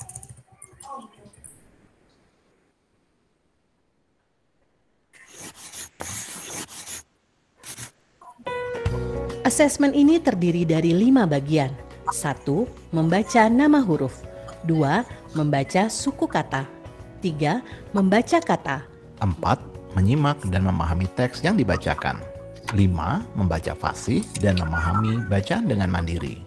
Kemampuan ini penting untuk mengembangkan kemampuan membaca yang baik. Tugas 1. Membaca nama huruf. Mengenali nama huruf adalah langkah pertama untuk belajar membaca. Silahkan Ambika baca cara membacanya dari kiri ke kanan terus ke bawah, kemudian sambil Ambika tunjuk ya huruf yang Bika baca, Bika tunjuk. Sudah siap? Bacanya yang keras ya. Oke, silahkan dimulai. B, L, G, E, D, T, F, P, M, Q, H, O. Jika siswa diam selama 5 detik pada satu huruf, minta siswa untuk membaca huruf berikutnya. Lanjut. J, N, I, Z, V. Terima kasih. Tuliskan jumlah huruf yang dibaca dengan benar pada lembar penilaian individu. Tugas 2. Membaca suku kata. Membaca suku kata menunjukkan jika siswa mengetahui bunyi huruf ketika digabungkan. Mengetahui bunyi huruf adalah keterampilan yang penting dalam membaca kata baru. Mulai dari kanan ke kiri, lanjut ke bawah. Sudah siap? Tunggu dulu, sudah siap? Oke, silakan dimulai. Susahon. Jika siswa diam selama 5 detik pada suatu suku kata, mintalah siswa untuk melanjutkan membaca suku kata berikutnya. Selanjutnya. De, dak, siam, po, ma, tu. Tulis jumlah suku kata yang dibaca dengan benar pada lembar penilaian individu. Tugas 3. Membaca kata.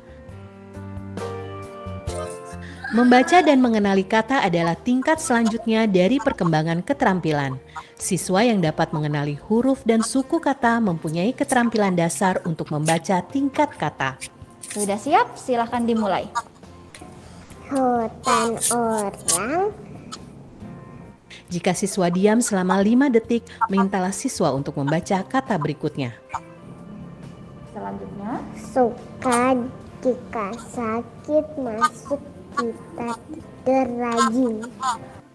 Jika siswa membaca kata dengan mengeja atau membaca kata dengan memenggal suku katanya, jawaban dianggap salah. Tulis jumlah kata yang dibaca siswa dengan benar pada lembar penilaian individu. Menyimak dan memahami teks yang dibacakan.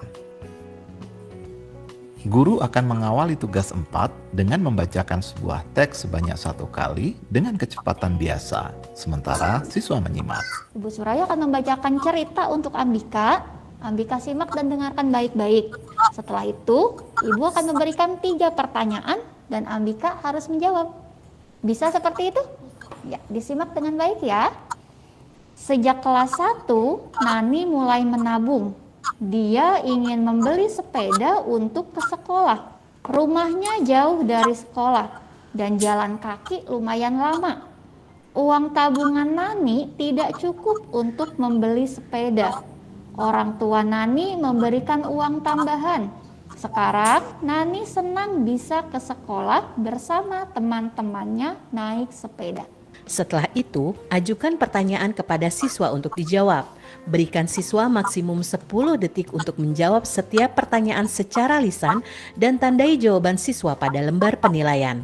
Benar, salah, atau tidak ada jawaban. Jika siswa tidak dapat menjawab dalam waktu yang diberikan, lanjutkan ke pertanyaan berikut. Kemampuan menyimak menentukan kecakapan siswa memahami bacaan. Siswa yang menyimak dengan baik umumnya memiliki perbendaharaan kosakata yang baik. Oleh karena itu, kemampuan menyimak perlu diujikan dalam asesmen membaca. Sekarang Bu Suraya akan memberikan pertanyaan. Ambika jawab ya. Untuk apa Nani menabung? Buat membeli sepeda. Mengapa Nani ingin membeli sepeda? Karena biar bisa bareng teman-temannya naik sepeda. Dari mana Nani dapat uang untuk membeli sepeda? Dari uang tabunnya sendiri sama dari uang tabung ibu bapaknya.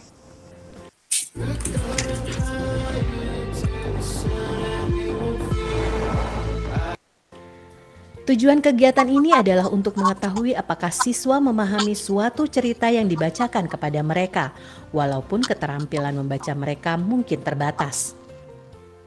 Membaca fasih dan memahami bacaan dengan mandiri. Pada tugas ini, siswa diminta untuk membaca bacaan dan menjawab beberapa pertanyaan yang diajukan oleh guru. Berikan teks pada siswa untuk dibacakan dengan nyaring, sampaikan pada siswa bahwa akan ada pertanyaan tentang isi cerita. Sekarang Bu Suraya akan memberikan bacaan. Ambika silakan baca dengan keras, sebisanya Ambika. Tidak perlu khawatir kalau nanti ada yang salah juga tidak apa-apa. Ya. Sudah siap? Sambil ditunjuk dengan jari telunjuk tangan kanan, boleh dimulai. Adi pulang dari sekolah, dia melihat ada 3 buku cerita di atas meja. Buku itu hadiah ulang tahun dari ibu. Adi membawa buku itu ke kamar. Dia membacanya. Guru harus tetap diam dan tidak membacakan kata yang benar saat siswa ragu membaca suatu kata. Jika siswa diam selama 5 detik pada sebuah kata, tunjuk kata berikutnya untuk dibaca siswa. Lanjut. Sangat senang. Ikuti kata yang dibaca siswa pada teks dan hitung jumlah kata yang dibaca dengan benar dan catat pada lembar penilaian siswa. Suraya akan memberikan pertanyaan untuk Ambika. Ambika boleh sambil melihat bacaannya ya. Sudah siap? Pertanyaan pertama, apa yang Adi lihat sepulang dari sekolah? Melihat 3 buah buku. Mengapa ibu memberi hadiah? Karena itu hadiah buku ulang tahun. Mengapa Adi senang? Karena dia ingin buku itu. Tanyakan setiap pertanyaan dan beri nilai sesuai dengan respon siswa. Catat jumlah jawaban yang benar pada lembar penilaian. Tujuan kegiatan ini adalah untuk mengetahui kemampuan siswa dalam memahami suatu teks cerita melalui pertanyaan literal dan inferensial. Siswa yang berhasil menyelesaikan bacaan 1 dapat melanjutkan ke bacaan 2. Bacaan 2 lebih panjang dan diikuti 5 pertanyaan untuk menilai pemahaman. Baik, Ambika masih semangat? Kita lanjut ke permainan kata berikutnya. Sudah siap? Baik. Di sini Bu Suraya punya cerita. Silakan Ambika baca semampunya Ambika sambil ditunjuk. Sudah siap? Silakan dibaca. Bapak akan membuat pisang goreng. Bapak meminta Intan pergi ke pasar. Intan berlari ke pasar. Di pasar Intan kebingungan, uangnya tidak ada di saku. Intan ingin menangis. Seorang penjual pisang melihat uang itu. Dia mengatakan bahwa uang itu jatuh di dekat kaki Intan. Intan berterima kasih lalu memberi pisang dan dari si penjual itu. Mengapa hari itu Intan tidak bersekolah? Hari libur. Apa yang akan dibuat Bapak Intan? Pisang goreng. Kemana Intan pergi? Ke pasar. Mengapa Intan ingin menangis? Karena dia tidak membawa uang. Siapa yang melihat uang Intan? Bapak penjual pisang. Tanyakan tiap pertanyaan dan beri nilai sesuai respon siswa. Catat jumlah jawaban yang benar pada lembar penilaian. Ketika guru telah menyelesaikan satu penilaian, hasilnya dapat dimasukkan dalam lembar penilaian kelas. Tiap nama siswa dapat dimasukkan ke halaman dan hasil untuk tiap bagian tes dimasukkan di samping nama mereka. Oke Bapak Ibu, itu salah satu contoh kita menilai keterampilan anak dalam membaca. Saya lanjut share screen Bapak Ibu ya. Aduh. Ini. Jadi di sekolah memang kita sering lupa dalam menilai keterampilan anak sendiri gitu Bapak Ibu. Padahal kita perlu tahu sejauh mana mereka bisa atau lancar dalam membaca. Nah, di sini tadi, di video tadi, itu ibu gurunya membuat lembar penilaian ketika anak tersebut membaca. Nah, kita bisa tahu setiap perkembangan anak tersebut dengan penilaian tersebut. Oke, kita lanjut ya, karena ini sudah semakin, ini tahapan-tahapan tadi, membaca nama huruf, membaca suku kata, menyimak, sampai dengan memahami, sehingga dia bisa menjawab pertanyaan-pertanyaan mengenai buku bacaan yang dia baca tadi, seperti itu. Nah, pada di PMM itu kita bisa cari referensi membaca di bagian asesmen murid, itu ada di AKM kelas. Lalu kita ambil fase kelasnya, itu kalau sesuai dengan kelas jenjang kita ajarkan. Di sana banyak ada teks sastra, teks informatif. Nah, itu bisa kita gunakan di kelas kita masing-masing. Nah, ini pemodelan tadi, tapi mungkin nggak cukup lagi waktu. Ini cerita Keke yang mengukur baju teman-temannya menggunakan sulur karena meterannya itu hilang. Namun di akhir meterannya itu sulurnya itu harus diukur kembali menggunakan meteran. Seperti itu kira-kira ceritanya. Nah, bagaimana kita melakukan penilaian? Kita bisa kaitkan dengan penggunaan alat ukur baku. Penggunaan alat ukur baku pada materi di kelas itu ya. Artinya maksud saya seperti ini. Dari buku bacaan itu bisa kita integrasikan ke dalam pembelajaran di kelas kita. Buku-buku bacaan yang sangat banyak itu ya. Kalau di Kemendikbud itu banyak mengirimkan buku-buku bacaan bermutu di sekolah-sekolah SD terutama. Memang sekolah-sekolah yang rapor pendidikannya rapor mutunya itu menurun. Itu banyak yang dikirim. Nah, ini contoh LK-nya, misalkan tadi mana alat ukur baku yang sesuai. Ya, mungkin hanya seperti itu saja materi dari saya, itu penguatan literasi di tingkat SD. Mungkin nanti akan dilanjutkan oleh Bu Cut mengenai literasi secara umumnya gitu di tingkat yang lebih lanjut. Seperti itu Bapak Ibu. Mungkin ada beberapa yang terlewatkan. Ada QR sebenarnya tadi saya mau kirimkan isinya itu buku-buku digital. Tapi lupa saya masukkan ke slide, nggak apa-apa saya bagikan aja nanti di grup.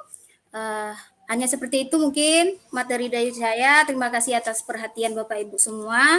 Jika ada kekurangan saya mohon maaf. Saya akhiri, wabillahi taufiq wal hidayah. Assalamualaikum warahmatullahi wabarakatuh. Waalaikumsalam warahmatullahi wabarakatuh. Terima kasih kami ucapkan kepada Ibu Nuri Mutiara yang telah menjelaskan materi tentang penguatan literasi dalam kurikulum Merdeka. Sangat luar biasa Ibu, menjadi referensi bagi saya dan teman-teman yang lain untuk melakukan pemilihan buku bacaan sesuai dengan jenjangnya. Nah, sesi selanjutnya ini penyampaian materi oleh narasumber yang kedua, yaitu Ibu Cut Pusri Ulha. Ini tentang penguatan literasi, mungkin lebih ke pemanfaatan atau manfaat daripada literasi. Kepada Ibu Cut Pusri Ulha, kami silakan. Terima kasih kepada moderator yang telah memberikan kesempatan. Assalamualaikum warahmatullahi wabarakatuh. Waalaikumsalam warahmatullahi wabarakatuh. Ya Bapak Ibu ya, kesempatan, kesehatan, sehingga kita sampai hari ini bisa berkumpul nih, saling berbagi ilmu tentunya ya. Tadi kita sudah mendengar sama-sama bagaimana pemateri hebat kita yang pertama sudah menyampaikan sedikit atau pastinya tentang literasi, luar biasa. Nah, salam beri salam juga kita sajikan kepada Rasulullah SAW yang telah membuka pola pikir kita. Dari yang dulunya kita nggak tahu apa-apa, sekarang alhamdulillah kita sudah semakin memahami apa sebenarnya hakikat dari kehidupannya. Tidak berlama-lama, izinkan saya terlebih dahulu Bapak Ibu untuk menampilkan dulu. Sudah bisa saya ya.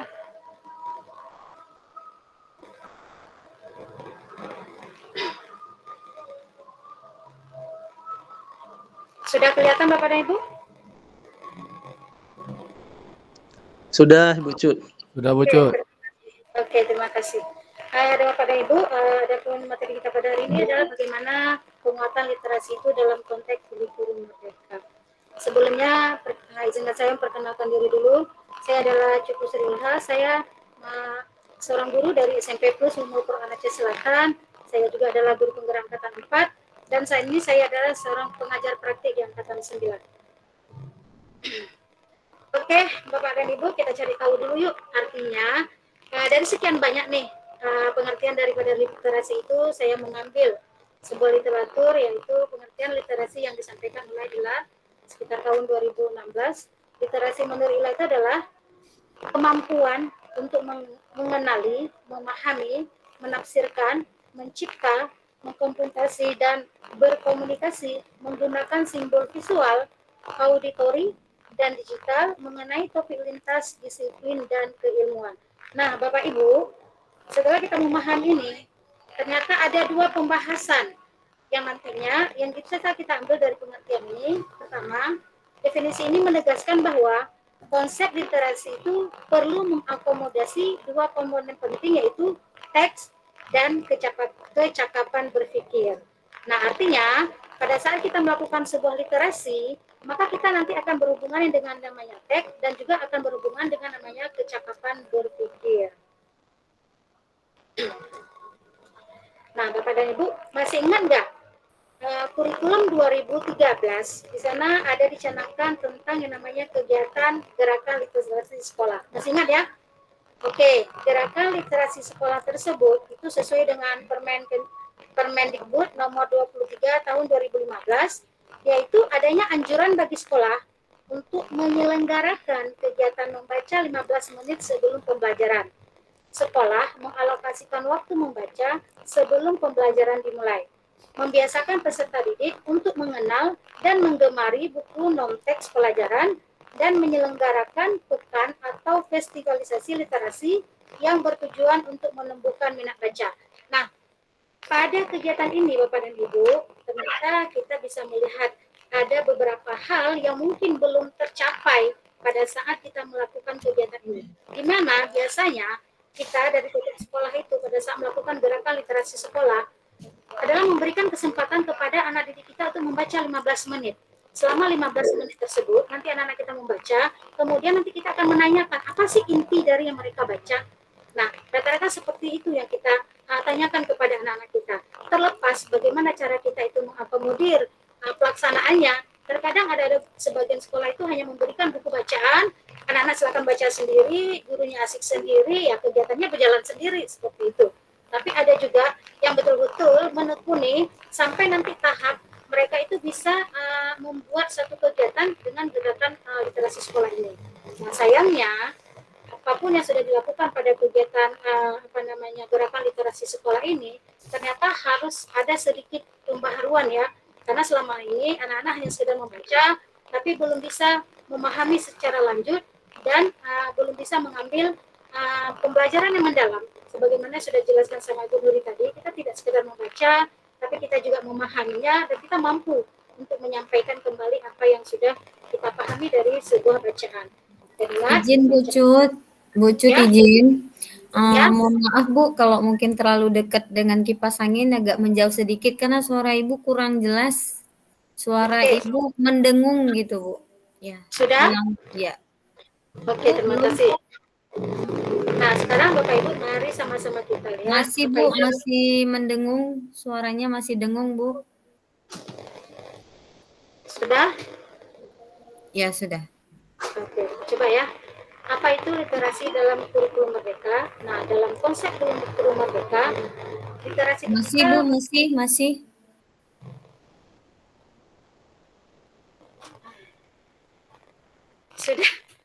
sudah dimatikan dan nyaris panas.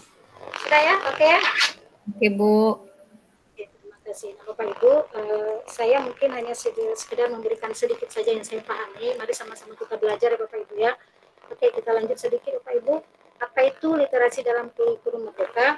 Nah, dalam konsep kurikulum merdeka, literasi digital itu memungkinkan siswa untuk menjadi mandiri dalam pembelajaran mereka. Yang mereka dapat mengakses informasi, mereka itu juga dapat berkolaborasi dan mengeksplorasi kreativitas mereka sendiri. Nah, sekarang pertanyaannya adalah, bagaimana literasi dalam kurikulum merdeka tersebut? Bapak Ibu ingat tidak? Ada yang namanya raport pendidikan ya? Ya, oke. Nah, ternyata raport pendidikan itu menjadi acuan sekolah loh untuk menganalisis kemampuan literasi dan numerasi peserta didik. Kecakapan literasi merupakan salah satu indikator untuk mengukur keberhasilan satuan pendidikan pada raport pendidikan kita. Nah, Bapak Ibu di sini yang harus kita garis bawahi, ternyata kecakapan literasi anak didik kita itu merupakan salah satu indikator yang sangat penting dalam mengukur keberhasilan satuan pendidikan kita itu dalam raport pendidikannya. Seperti itu ya Bapak Ibu ya. Nah, kecakapan literasi pada raport pendidikan ini didapatkan dari asesmen kompetisi minimum atau kita kenal dengan AKM ya Ibu ya. Yaitu salah satu komponen dari asesmen nasional. Nah, pemerintah daerah dan sekolah dapat mengakses data hasil AN tadi, khususnya AKM, untuk mengidentifikasi atribut sekolah terkait kemampuan literasi.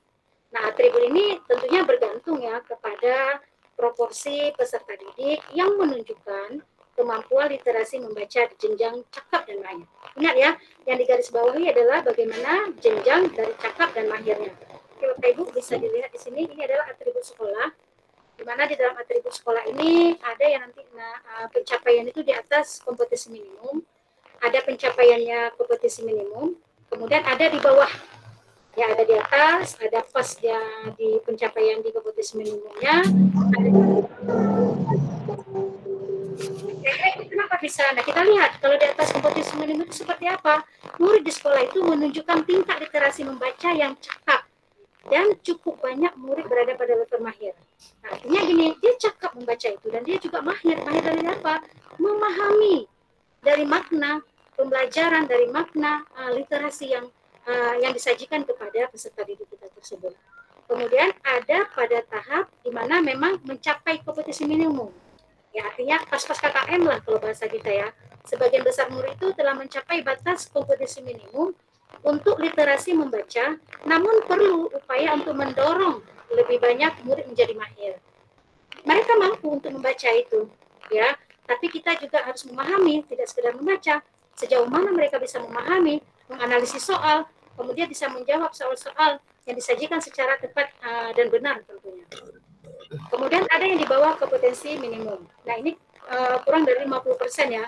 Telah mencapai kompetensi minimum untuk literasi membacanya.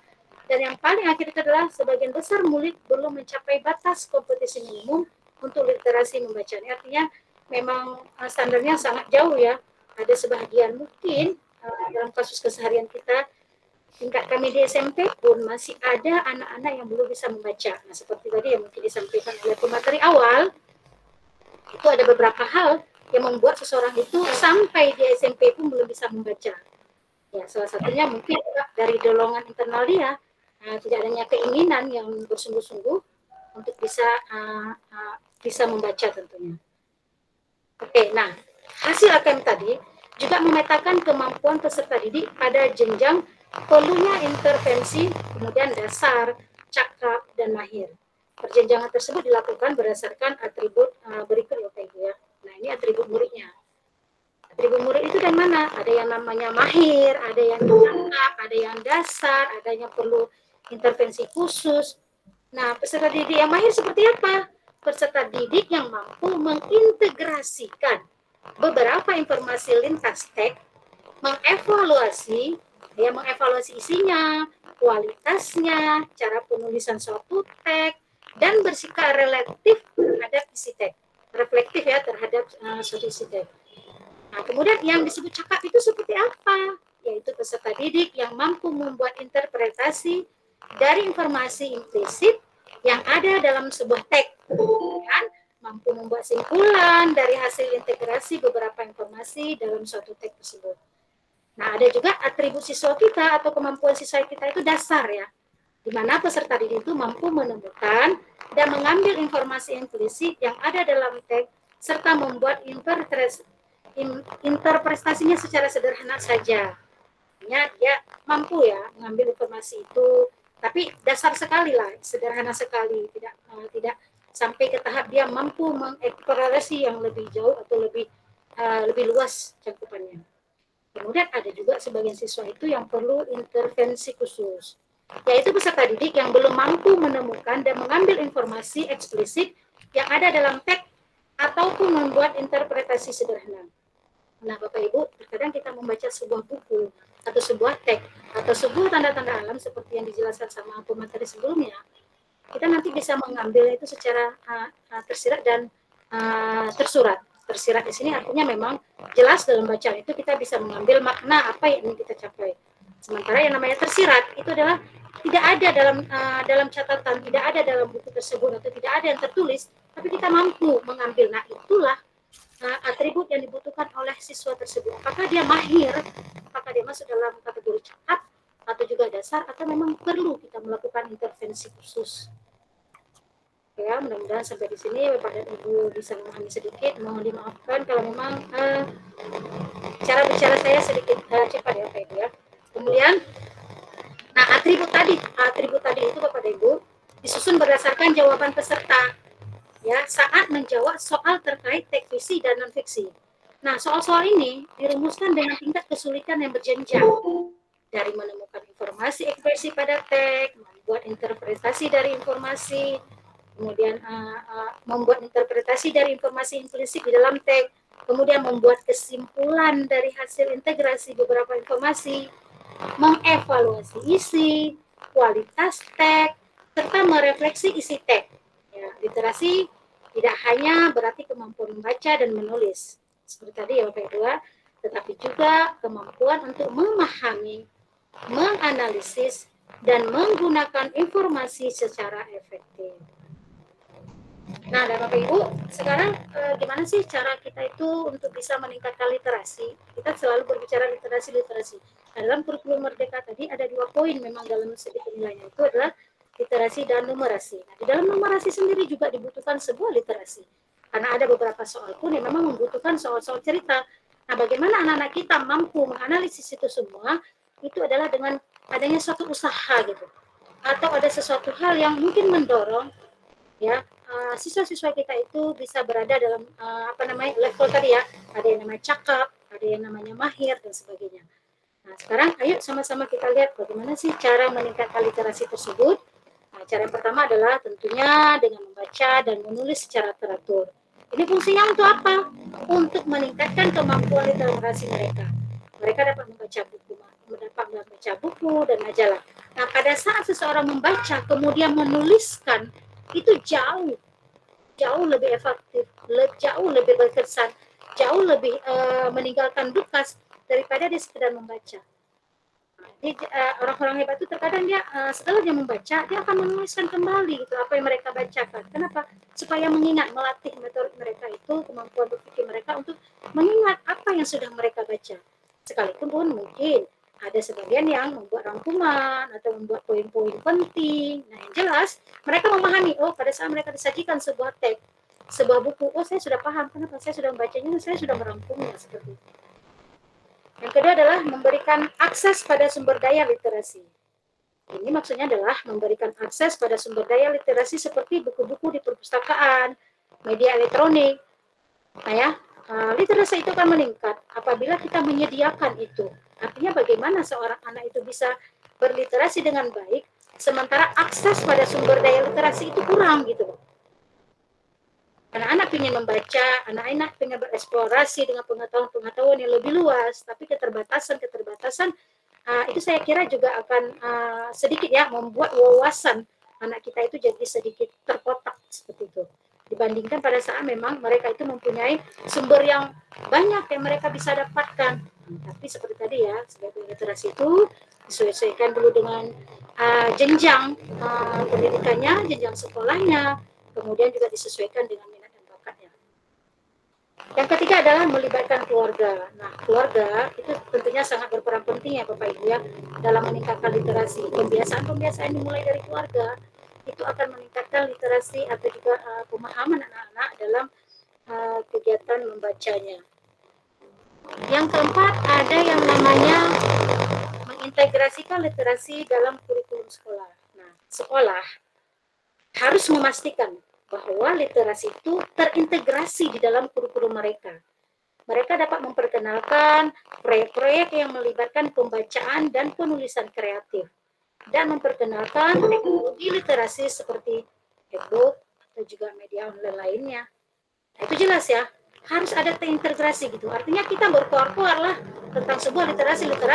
Sementara dalam kurikulum sekolah kita sendiri tidak memfasilitasi kegiatan literasi tersebut gitu. Nah, tapi alhamdulillah ya, beranjak dari gerakan literasi sekolah, kemudian bagaimana kurikulum merdeka memoles itu, kemudian mengembangkan jalur itu, sehingga literasi yang berada di dalam kurikulum merdeka itu menjadi literasi yang sangat luar biasa. Kita menempatkan segala sesuatu itu kepada porsi-porsinya, kita menempatkan segala sesuatu itu sesuai minat dan bakatnya. Oke, kemudian peningkatan literasi juga bisa Bapak dan Ibu kita membiasakannya dari sejak dini ya. Artinya memang dari sejak kecil, di mana orang tua seperti tadi ya, di rumah itu adalah tempat pembelajaran membaca di awal. Kita sering membiasakan anak-anak kita untuk membaca dari sejak dini. Kemudian membuat lingkungan belajar yang kondusif. Nah, lingkungan belajar yang kondusif dapat membantu siswa kita itu fokus dan nyaman dalam proses pembelajarannya. Ini tentunya seperti itu ya Bapak Ibu, yang nggak bakalan mungkin seseorang itu rasanya pada saat dia berada dalam keadaan memang sedang kacau-kacaunya, misalnya dalam keadaan perang dan sebagainya, atau juga dalam keadaan kerusuhan, dia harus membaca fokus. Saya kira itu agak sedikit bermasalah ya, kecuali mungkin ada 1-2 anak memang diberikan Allah kelebihan, sekalipun dia hanya sekali 2 kali melihat, dia mampu menyerap apa yang dia baca. Tapi kebanyakan dari kita adalah kita butuh yang namanya lingkungan yang kondusif. Sehingga kita perlu bagaimana menata diri kita perlu bagaimana kita itu memfokuskan pemikiran kita, sehingga kita lebih bisa mempelajari pembelajaran itu secara bermakna. Kemudian ada juga yang namanya itu mendorong diskusi dan refleksi. Nah, diskusi dan refleksi ini dapat membantu siswa mengembangkan pemahaman yang lebih baik tentang apa yang mereka baca. Dan terakhir, mungkin adalah dengan memberikan umpan balik dan dukungan. Artinya, kita sebagai guru tentunya, dalam setiap proses pembelajaran anak-anak kita, baik proses pembelajaran literasi yang tersirat maupun tidak tersurat tersebut, kita harus mampu memberikan umpan balik dan dukungan kepada mereka agar mereka benar-benar merasakan bagaimana manfaatnya pembelajaran literasi itu untuk pengembangan diri mereka dan tentunya pengembangan orang lain pada saat mereka itu berada di ruang selain daripada kegiatan di sekolah mereka. Bapak dan Ibu, saya kira demikian saja pemateri singkat saya, karena masa hari ini saya hanya menyampaikan sekilas saja bagaimana sih sebenarnya literasi itu dalam penerapannya di kurikulum merdeka kita, sehingga sinkron ya, seperti yang dijelaskan oleh pemateri kita sebelumnya. mungkin ini sekedar info kepada Bapak dan Ibu, terutama Bapak dan Ibu yang berada di jenjang SD dan juga di jenjang SMP yang siswa-siswinya masih di kelas 7. Kita baru-baru ini menjadi relawan dalam sebuah kegiatan yang dilaksanakan oleh PSPK, yaitu Pusat Studi Pendidikan dan Kebijakan, di mana mereka itu melakukan kegiatan yang namanya pemantik. Pemantik ya, bukan pembatik. Pemantik. Pemantik itu adalah sebuah program di mana nanti mereka itu melakukan pendampingan kepada sekolah-sekolah yang bersedia. Ya, sekolah mereka itu dijadikan sebagai kegiatan pemantik, yaitu nanti Bapak dan Ibu akan diajak bergabung siswa-siswinya. Nanti mereka akan melakukan pengukuran sejauh manakah kemampuan peserta didik Bapak dan Ibu itu nanti dalam memahami literasi dan numerasi. Nah, jadi mereka nanti akan memberikan satu jalan hampir sama kayak kita melakukan NBK ya, atau MBK, atau juga kegiatan-kegiatan sering dilakukan oleh seperti ruang guru. Tapi ini lebih bersifat semacam melihat jenjang ini Bapak dan Ibu. Artinya pada saat anak-anak kita nanti disodorkan soal, itu ada jenjangnya. Mulai dari sangat dasar, dari pengenalan huruf dan sebagainya. Nah, di mana nanti siswa kita mengalami permasalahan, misal dia naik nanti sampainya ke level 5, ke level 3. Kemana saya uji cobakan kepada anak saya yang kebetulan masih kelas 3 SD, itu dia cuma sanggup di level 3. Level 3 itu ternyata apa? Yaitu bagaimana cara mendengar sebuah ucapan kemudian menyesuaikan dengan tulisan. Misalnya, ayo kemari. Nah, ketika dikata ayo dengan kemari, apakah ada tanda baca yang menyertainya? Nah, itu ternyata di level itu dia makto gitu, berhenti. Nah, saya mulai memahami, oh ternyata anak saya pada saat dia mendengar sebuah instruksi, dia hanya bisa memahami secara global saja, tapi dia tidak bisa memahami di mana nada tekannya. Nah, itu penting loh Bapak dan Ibu. Nah, ternyata kegiatan ini dilakukan sehingga nanti Bapak dan Ibu akan bisa melihat kemampuan anak didik peserta didik Bapak dan Ibu. Nah, nantinya disitulah semua guru akan melakukan evaluasi. Begitu juga numerasinya. Ternyata setelah diuji coba, mereka bagusnya mereka tuh menggunakan audio, mereka menggunakan video. Jadi kita belajarnya bukan membaca teks, tapi adalah mendengarkan, melihat gambar apakah ini, silakan klik, ayo dengarkan. Nah, ternyata itu sangat luar biasa loh Bapak Ibu. Artinya kenapa luar biasa? Dan sayangnya di Aceh, tingkat Aceh ini ya, belum bergabung, maksudnya belum mulai bergabung. Dan alhamdulillah kemarin saya sudah dicobakan dan sudah disambut oleh SD 5 Unggul Tapak Tuan. Nah, mudah-mudahan kita akan melihat bagaimana hasil dari kegiatan mereka yang akan dilaksanakan nanti tanggal 1 sampai tanggal 2. Nah, itu nanti kita akan pantau gitu. Kita fleksibel, artinya tidak terikat dengan waktu, kita maunya hari apa. Kemudian kita menguji anak-anak.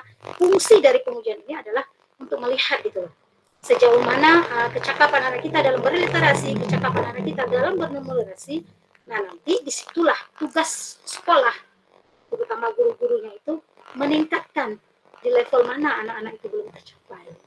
Itu sangat bagus saya kira, karena nanti itu adalah persiapan anak-anaknya nanti di jenjang kelas 5 itu kan mereka melakukan NBK ya. Nah, jenjang kelas 7-nya anak-anak nanti naik ke kelas 8, mereka juga akan melakukan ujian asesmen gitu ya. Ya, jadi itu saya kira sangat bermanfaat. Ya, silakan Bapak dan Ibu, nanti kalau ada memang kira-kira memang sekolahnya ingin kita imbaskan pelajar pemerhati, ya bisa hubungi saya secara pribadi. Mungkin demikian saja Ibu Moderator, terima kasih dan mohon maaf jika penyampaian saya juga terlalu cepat dan sebagainya. Saya kira itu saja. Assalamualaikum warahmatullahi wabarakatuh. Ya, terima kasih kami ucapkan kepada pemateri yang kedua atau narasumber yang kedua kita, yaitu Ibu Cut, yang memberikan gambaran bagaimana strategi yang bisa dilakukan oleh guru dalam penguatan literasi dalam kurikulum Merdeka. Nah, Bapak Ibu guru hebat yang masih berada di dalam ruang virtual, sampailah kita di sesi yang kedua, yaitu sesi tanya jawab. Saya lihat dari tadi sudah banyak yang mengangkat tangan. Jadi pada sesi ini saya akan memilih 3 orang penanya pertama, kemudian dengan menyebutkan nama dan asal instansinya, serta nanti pertanyaannya ditujukan kepada narasumber yang pertama atau narasumber yang kedua. Nah, untuk antrean yang pertama saya buka kepada Ibu Cut Hasanah. 3 orang ya, 3 orang pertama.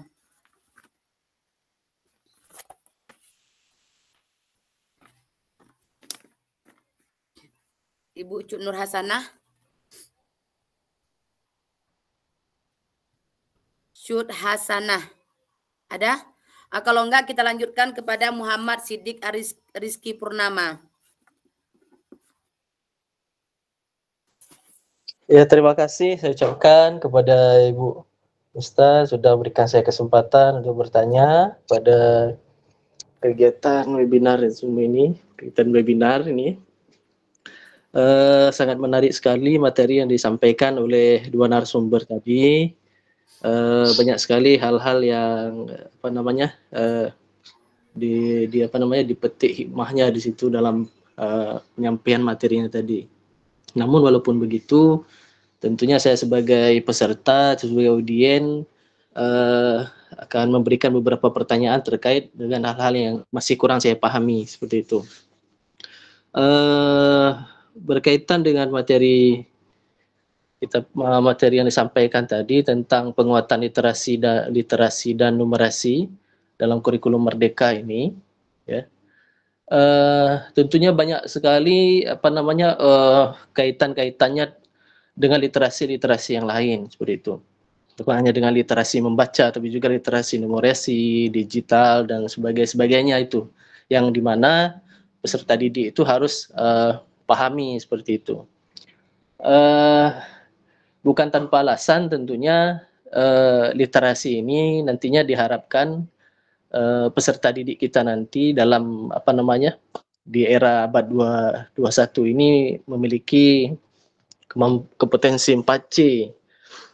Sebagai yang telah kita ketahui, kompetensi 4C itu ada critical thinking, creativity thinking, dan kolaborasi dan komunikasi seperti itu. Nah, tentunya untuk mencapai kompetensi itu sudah disampaikan oleh ibu-ibu narasumber tadi, kita harus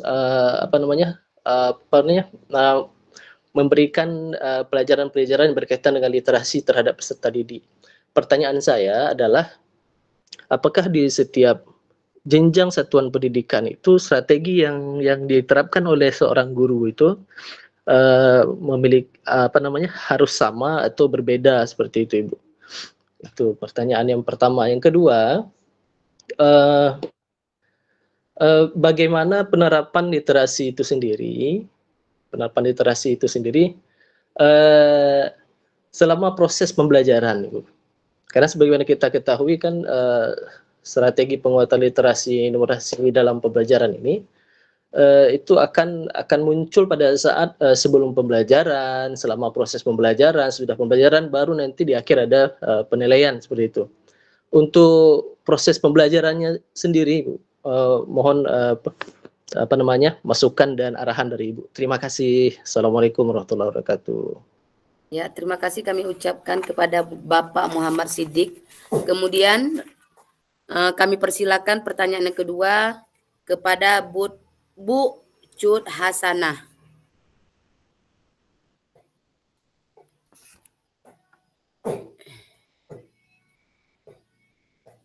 Bu Cut Hasanah, ada? Kasih kesempatan buat yang lain aja, Bu. Atau yang lain? Ada yang ingin bertanya?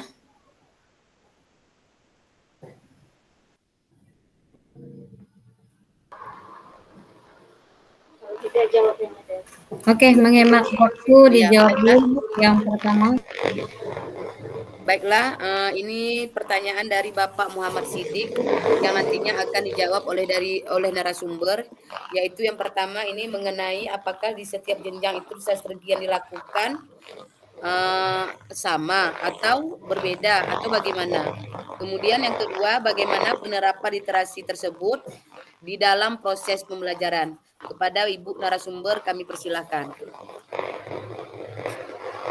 Oke, saya coba jawab dulu, mungkin nanti akan ditambahkan oleh Bu Nur. Untuk soal yang pertama, apakah sama ya model pembelajaran literasinya ya? Ya, apakah setiap jenjang? Iya, apakah setiap jenjang itu sama? Ya, jawabannya tentu tidak ya Pak ya. Artinya seperti ini, kenapa tidaknya? namanya juga sudah berjenjang. Artinya setiap jenjang itu memiliki caranya tersendiri bagaimana sih memperkenalkan literasi itu. Seperti tadi, di jenjang SD saja, mereka kelas 1 itu berbeda cara memperkenalkan literasinya kepada anak-anak dengan anak-anak di kelas 2-nya. Artinya, kalau kita sudah di tahap dewasa, maksudnya tahap pembelajaran yang sudah besar seperti SMP dan SMA, tentunya penjenjangan seperti itu tidak begitu nampak ya. Kalau SD tadi kelihatan ya, kalau memang kelas 1 itu jelas harus kayak gini modelnya, harus kayak gini cara memberikannya. Nah, kalau kita SMP atau SMA seperti apa, itu juga kuliah seperti apanya. Saya kira itu bergantung ya, bergantung bagaimana guru atau juga rekan-rekan guru kita ini memodelkan pembelajaran mereka, yang nantinya pemodelan pembelajaran mereka itu menonjolkan literasi mereka. Nanti seperti ini, saya kebetulan guru bahasa Indonesia. Guru bahasa Indonesia di kelas 7, sekalipun di kelas 7 itu nanti dengan kelas 8 dengan kelas 9 sebenarnya tidak begitu jauh bagaimana cara pengenalan literasinya. Hanya saja kadang-kadang di kelas 7 itu masih ada terbawa kebiasaan-kebiasaan mereka SD. Nah, itu bisa saja kita manfaatkan untuk memancing minat belajar mereka atau minat literasi mereka. Misal seperti yang dijelaskan Bu pemateri awal, itu adalah dengan membaca nyaring. Sesekali kita di kelas 7 nggak masalah juga kita membaca nyaring kepada anak-anak dengan permodelan supaya fokus titik fokus mereka untuk bisa mengenali literasi secara jauh itu bisa tercapai seperti itu. Jadi intinya Bapak, saya kira itu bergantung ya, bergantung juga bagaimana si guru itu memodelkan, kemudian ya tingkat jenjang-jenjang itu juga sangat mempengaruhi bagaimana cara kita memperkenalkan literasi tersebut gitu. Alangkah anehnya apabila kita masih di tahap SMP, tapi kosakata yang dikeluarkan itu adalah kosakata yang biasa didengarkan kepada anak-anak perkuliahan. Jadi mereka sendiri kan agak bingung gitu ya. Jadi kita memang harus menyesuaikan gitu. Sesuaikan. Jadi nggak bisa kita samakan dari setiap jenjangnya, tidak bisa Bapak. Kita harus menyesuaikan dengan tahapan-tahapan mereka. Makanya kalau di kurikulum merdeka itu nanti kan ada yang namanya fase A, fase B, fase C, fase D ya. Fase D-nya tersebut, di mana nanti itu ada tahapan-tahapannya. Fase D itu khusus kepada SMP misalnya, D ke SMA dan seterusnya. Itu yang pertama. Nah, yang kedua, yang kedua tadi itu bagaimana sih, di mana sih kita meletakkan pembelajaran literasi itu? Nah, kita jangan terkoneksi literasi itu dengan bacaan gitu loh Pak. Artinya seperti sudah dijelaskan di awal, literasi itu ruang lingkupnya luas gitu. Dengan bahasa tubuh, ya dengan kode-kodean, itu juga merupakan literasi. Nah, mulai dari awal pembelajaran itu sebenarnya kita sudah berliterasi gitu. Hanya literasi fokus itu kapan? Pada saat kita memulai pembelajaran. Di awal pembelajaran, mungkin kita hanya memancing bagaimana literasi anak-anak kita dengan bisa kita menayangkan sebuah video, bisa kita menayangkan sebuah kuis, dengan menayangkan sebuah apa. Nah, literasi yang kita pancing itu adalah nanti literasi pengetahuan umum mereka secara luas seperti itu. Atau berkenan juga dengan pembelajaran yang sedang diampu pada saat itu. Nah, nanti tahapannya pada saat mereka belajar di posisi inti atau juga dalam pembelajaran proses pembelajarannya. Nah, saya kira itu literasi mereka itu jauh lebih berkembang gitu. Mereka nanti akan melakukan yang namanya diskusi, mereka nanti akan melakukan yang namanya jawab. Nah, itu semua adalah proses literasi gitu. Di mana anak-anak mendengar, mendapatkan informasi baru, anak-anak menyampaikan informasi, itu adalah proses mereka semua. Dan tentunya semua proses itu di akhir nanti kita akan melakukan yang namanya penguatan, kita akan memberikan umpan balik, dan yang terakhir sekali adalah kita akan mengukur kemampuan mereka itu, literasi mereka itu dengan katakanlah soal, tentunya nanti soal itu nilai akhirnya adalah untuk penilaian gitu. Nah, seperti tadi bergantung dari pembelajarannya. Kalau seandainya pelajarannya adalah matematika, berarti numerasi. Itu bagaimana literasi di dalam numerasinya. Nah, sementara kalau saya sendiri adalah bahasa Indonesia, maka literasi, penonjolan literasi. Penilaiannya bisa langsung dan tidak langsung. Langsung tadi apa? Praktek misalnya. Praktek bagaimana mereka pidato, bagaimana mereka berbicara. Nah, sementara tidak langsungnya seperti apa? Dalam proses, kita juga akan menilai anak-anak. Bagaimana tingkat literasi mereka. Pada saat mereka menyampaikan ide, pendapat mereka, berbagi cerita dengan teman-temannya, di dalam sebuah kelompok, itu adalah semua proses. Saya kira mungkin seperti itu aja Pak ya, dasar yang saya tahu, mungkin bisa diperkuat lagi ya oleh narasumber kita yang pertama. Ya. Mungkin seperti itu dulu Bu Misla. Bagaimana Bapak Muhammad Siddiq? Boleh saya tambah Bu Mista?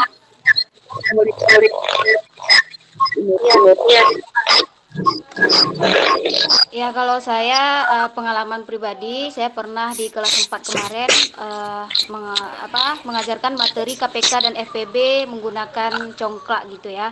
Jadi dari congklak ini kita bisa cari video atau informasi congklak itu berasal dari mana, seperti itu. Kita kaitkan dengan ilmu dari luar, jangan dari buku saja, seperti itu. Menurut saya materi-materi itu bisa kita cari, baik itu bentuk video, bentuk kalimat, paragraf atau gambar, kita bisa masukkan ke dalam pembelajaran. Juga seperti materi kebudayaan, keberagaman budaya bangsaku. Kemarin saya mengambil adat Aceh, seperti itu. Padahal dalam buku nggak khusus adat Aceh, tapi ini menyangkut budaya Indonesia. Saya ambil video penjelasan mengenai budaya-budaya Aceh, lalu tampilkan di kelas. Itu merupakan kegiatan literasi dalam pembelajaran. Menurut saya seperti itu tambahannya, Bu Mista. Iya, terima kasih kepada kedua narasumber. Sebagai penguatan, tadi pada sesi yang pertama, materi yang disampaikan oleh Ibu Nuri, di situ sudah terlihat jelas ada 5 daripada asesmen yang bisa dilakukan. Mungkin disinilah disesuaikan dengan jenjang-jenjang sekolahnya. Nanti jenjang SD masih pengenalan huruf, sukata dan suku katanya. Mungkin di jenjang SMP, SMA mereka sudah bisa membaca fasih. Demikian Pak Muhammad Siddiq. Oke, kita buka untuk penanya yang selanjutnya. Mungkin ada unek-unek yang di dalam kepala. Oke, kita buka antriannya untuk Bu Zahra. Pada Bu Zahra kami silakan. Assalamualaikum warahmatullahi wabarakatuh. Waalaikumsalam warahmatullahi wabarakatuh. Saya mau sedikit mau bertanya atau kepada Ibu narasumber, baik itu mengenai siswa yang belum bisa membaca. Misalnya yang saya hadapi sekarang, saya mengajar di kelas tinggi nih Bu. Ada beberapa siswa yang belum bisa membaca. Bagaimana saya memperbaiki atau memotivasi siswa yang belum bisa baca itu dengan siswa yang IQ-nya lebih tinggi? Sedangkan di kelas saya mengajar itu adalah kelas tinggi. Saya ikuti anak yang tidak baca, tentu ketinggalan bagi anak yang IQ-nya lebih tinggi. Dan sebaliknya juga, saya mengikuti anak yang ini, anak yang tidak bisa baca ini tidak mengerti atau tidak paham apa yang sering saya jelaskan di kelas itu. Mohon penjelasannya sedikit. Ya, terima kasih Bu Zahra. Pertanyaan dari Bu Zahra yaitu siswa yang belum bisa membaca, bagaimana atau alternatif yang bisa dilakukan oleh Ibu Zahra dalam memperbaiki ini dengan siswa yang IQ-nya tinggi yang sudah bisa membaca, sementara Ibu Zahra ini mengajar pada kelas tinggi. Mohon Ibu narasumber untuk memberikan penjelasannya. Ya, kemudian kami buka antrian soal satu lagi yaitu Bu Nur Azizah. Ya, kepada Ibu Nur Azizah nanti sekalian dijawab oleh Ibu narasumbernya.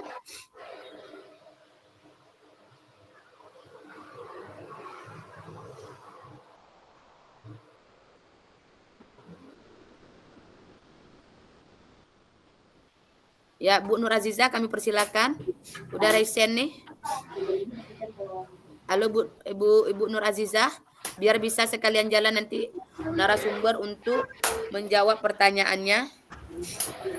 Bu Hartina, tolong di-mute ya suaranya, dari tadi saya udah capek ngebisuin suara Ibu.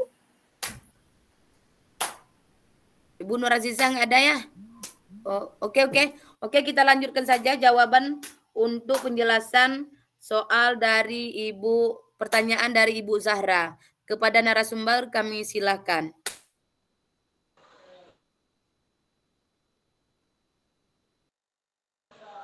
Boleh Kak Mista, saya sedikit. Oke. Silakan Ibu Nuri. Ya, kepada Ibu Zahra ya. Mungkin Ibu Zahra sama-sama ya pengalaman sama saya gitu. Saya juga di SD. Jadi kalau penerapan jika ada perbedaan kemampuan anak di kelas, tentunya kita tidak gabungkan ya Ibu, keterampilan anak itu berbeda. Tahap awal yang harus kita lakukan, ya kita cari tahu dulu mengapa anak ini sampai tidak bisa membaca. Apakah dari kelas 1 sampai kelas tinggi dia tidak bisa membaca? Apakah ada terdapat inklusivitas atau apa? Kita bisa tanyakan ke orang tua atau kita bisa tanya langsung ke anak tersebut. Sebenarnya masalah kamu itu kenapa tidak bisa membaca? Nah, setelah kita pisahkan, kita bisa membuat strategi-strategi yang berbeda dengan anak-anak yang lain. Tidak mungkin kita lanjutkan dengan pembelajaran pemahaman, sedangkan membaca aja belum bisa gitu, Bu, kan? Jadi, kalau saya langsung aja ke pengalaman pribadi, saya buat kartu. Mungkin ibu-ibu lain juga sering tuh buat kartu yang ada gambarnya, tulis suku kata lalu digabungkan nanti jadi apa, atau dengan pasir. Ada kelas 6, saya kemarin dapat kelas 6 belum bisa membaca, tapi dia kalau keterampilan lain itu sangat bagus, sangat bisa, sudah mendapat juara lomba krianya malah, tapi dia nggak bisa membaca gitu. Jadi memang ada anak-anak yang memiliki kebutuhan khusus. Jadi kita harus tahu dulu apa penyebab anak ini tidak bisa membaca. Kalau memang terdapat indikasi berkebutuhan khusus, kita perlu melakukan penanganan yang berbeda dengan anak lainnya seperti itu, Bu. Bisa menggunakan media-media yang mereka sukai atau kartu seperti tadi, atau media kayu atau apa yang mungkin mereka lebih berimajinatif dengan media-media tersebut. Mungkin seperti itu masukan saya, Bu. Ya, bagaimana Bu Zahra? Oke, saya coba tambah sedikit, Bu Mistah. Ya. Seperti ini, Bu.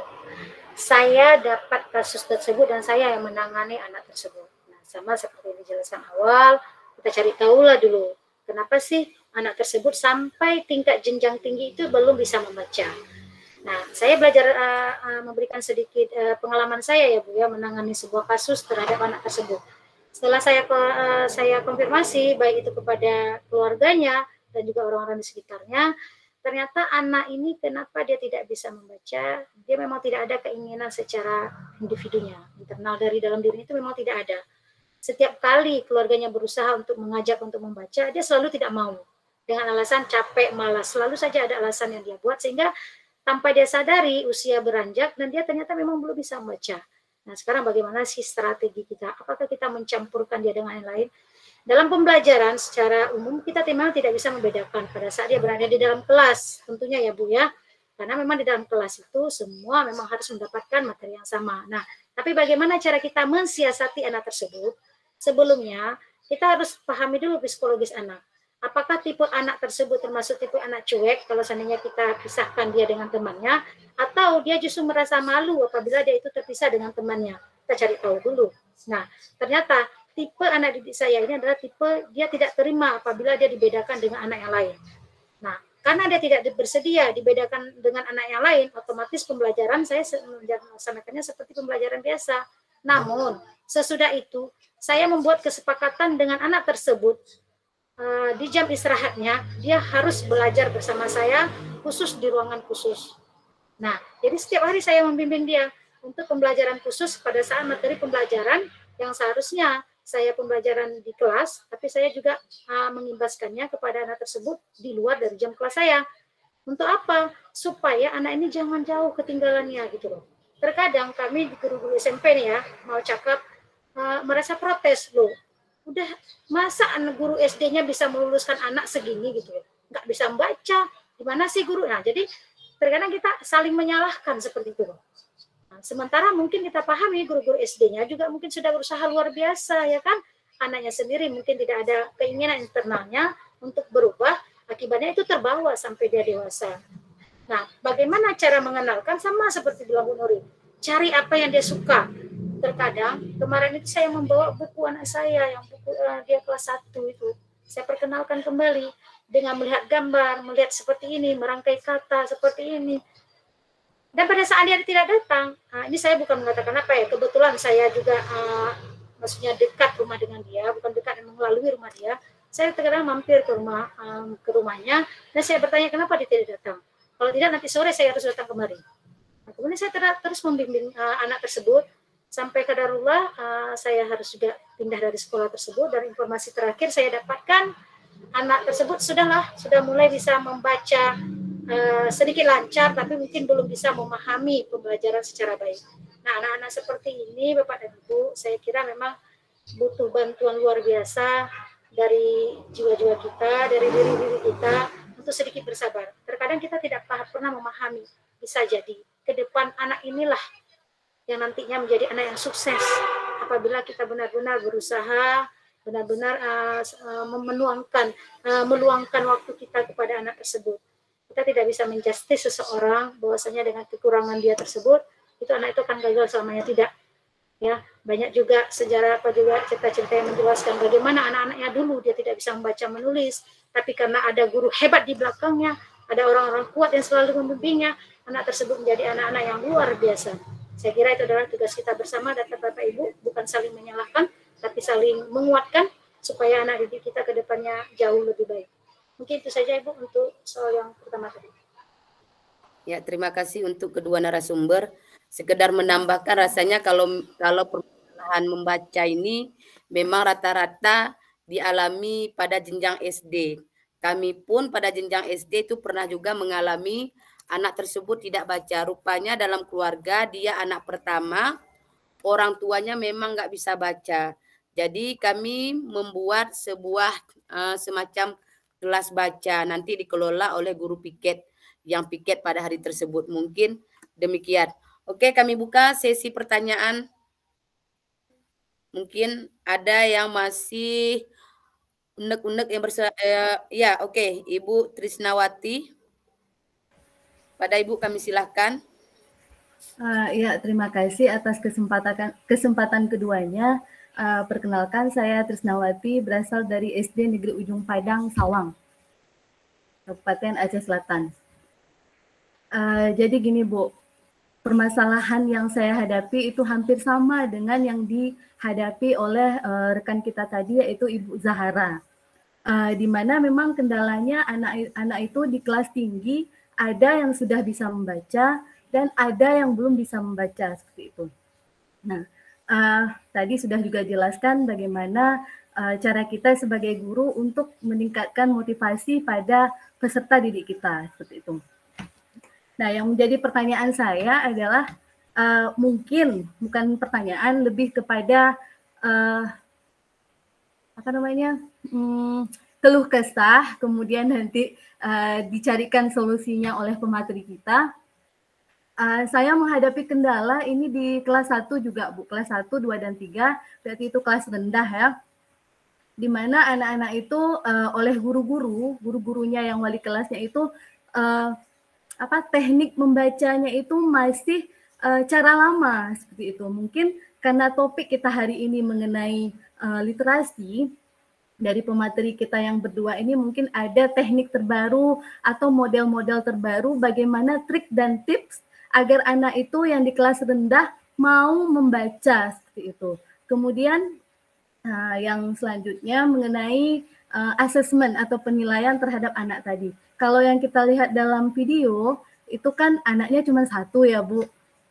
Jadi kalau yang kita hadapi itu kan anaknya banyak sekali. Jadi kalau kita prioritaskan kepada anak yang 1 itu mungkin saya rasa itu tidak akan jalan, seperti itu. Nah, bagaimana pula cara kita supaya keadaan tersebut adil untuk seluruh anak, dan penilaian dalam bentuk kertas yang ditulis oleh Ibu Guru tadi, mungkin bagi kita, khususnya saya guru-guru, itu belum pernah dapat yang seperti itu Bu.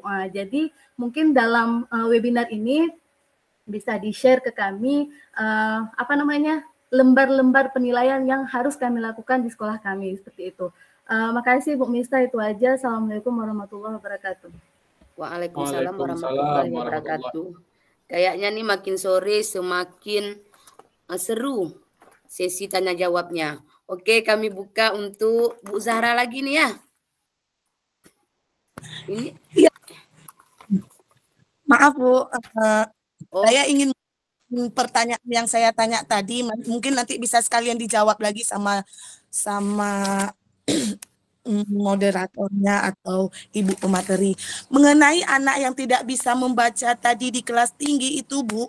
Insya Allah sudah berbagai usaha, sudah berbagai upaya kami jalani sampai pada tiap hari pagi jam pelajaran itu kami kasih pada guru. Ini kami mengajarkan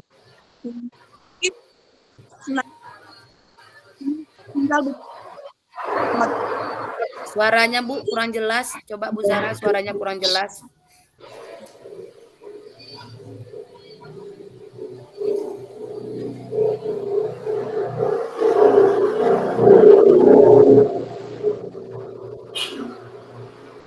Putus, Bu. Bu Cut, tolong di mute. Ya. Kami silakan kepada Bu Zahra. Nah, mengenai anak yang belum bisa baca tadi di kelas tinggi loh, Bu. Kan gini, anak yang di kelas tinggi beberapa bulan lagi palingnya berada sama kita. Berbagai upaya sudah kami hadapi dengan anak yang belum bisa membaca itu. Sampai pada upaya-upaya literasi tiap pagi kami usahakan pada guru-guru piket. Seandainya sampai nanti beberapa bulan lagi nanti anak juga belum bisa membaca. Apakah kami atau sebagai guru termasuk guru yang gagal itu, Bu, sebagai menjadi guru atau bagaimana? Terus apakah kami bisa menaikkan atau meluluskan anak ke tingkat yang lebih tinggi lagi nanti, Bu? Mohon penjelasannya, Bu. Ya, terima kasih Bu Zahra ya. Ini kayaknya masih sama dengan yang tadi. Oke. Yang Bu Miftah, tolong dibaca chat dari saya ya. Oh ya. Oke, silakan. Oke. Baiklah, tadi pertanyaan pertama dari Ibu Trisnawati, permasalahannya sama dengan Bu Zahra mengenai anak yang sudah bisa membaca dengan anak yang belum bisa membaca. Nah, ini mungkin Ibu Trisnawati di sini lebih ke mencari solusi.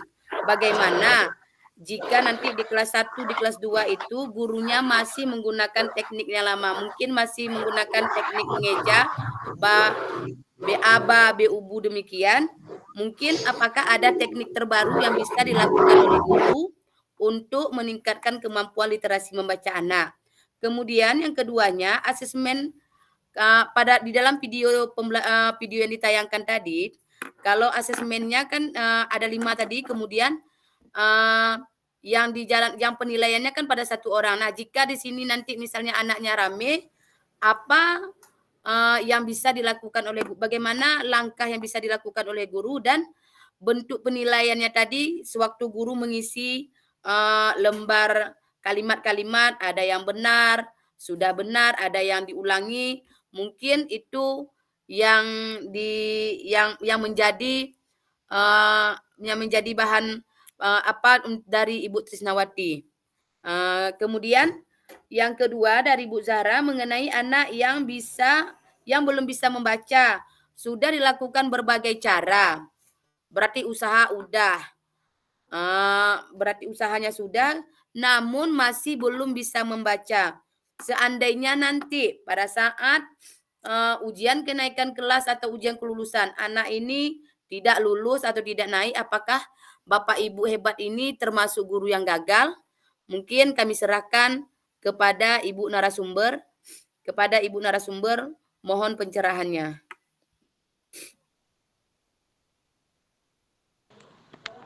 Siapa duluan Kak Cut? Saya boleh Kak Cut ya? Saya menjawab pertanyaan dari Ibu Trisnawati tadi mengenai ketika anaknya banyak, bagaimana cara melakukan penilaian pada keterampilan membacanya. Di sini kegiatan penilaian ini tidak harus kita lakukan pada satu waktu atau di dalam kelas saja. Pada jam istirahat kita bisa memanggil anak satu persatu. Misalkan hari ini kita panggil anak 3 orang, besok kita panggil 3 lagi. Jadi kegiatan ini tidak harus mesti di dalam kelas yang seperti ujian seperti itu. Kalau seperti itu anak-anak merasa takut atau gugup ketika melakukan asesmen ini kan dituding ini harus baca, nggak gitu. Tapi di sela-sela istirahat, nak sini nak, boleh kita membaca dulu seperti itu. Jadi kita kasih kertas dan kita mengisi lembar penilaiannya secara berkala. Pasti beberapa, karena kan kalau rata-rata di Aceh Selatan itu paling banyak 20 atau 25 orang satu kelas itu kan. Jadi sehari bisa 3 orang, besok kita lanjut lagi seperti itu Bu Trisna. Mungkin pertanyaan selanjutnya akan dijawab oleh Bu Cut. Silakan Bu Cut. Ya, terima kasih Bu Nuri. Saya mencoba menanggapi sedikit pertanyaan dari Bu Zahra tadi ya.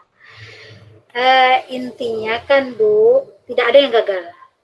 Ya, kita semua sudah berupaya untuk itu, dan percayalah setiap usaha yang sudah kita lakukan itu sebenarnya ada sesuatu yang mungkin membekas kepada anak-anak tersebut. Nah, mungkin bagaimana cara kita, pendekatan kita, model pembelajaran kita, otomatis anak itu akan menyerapnya gitu.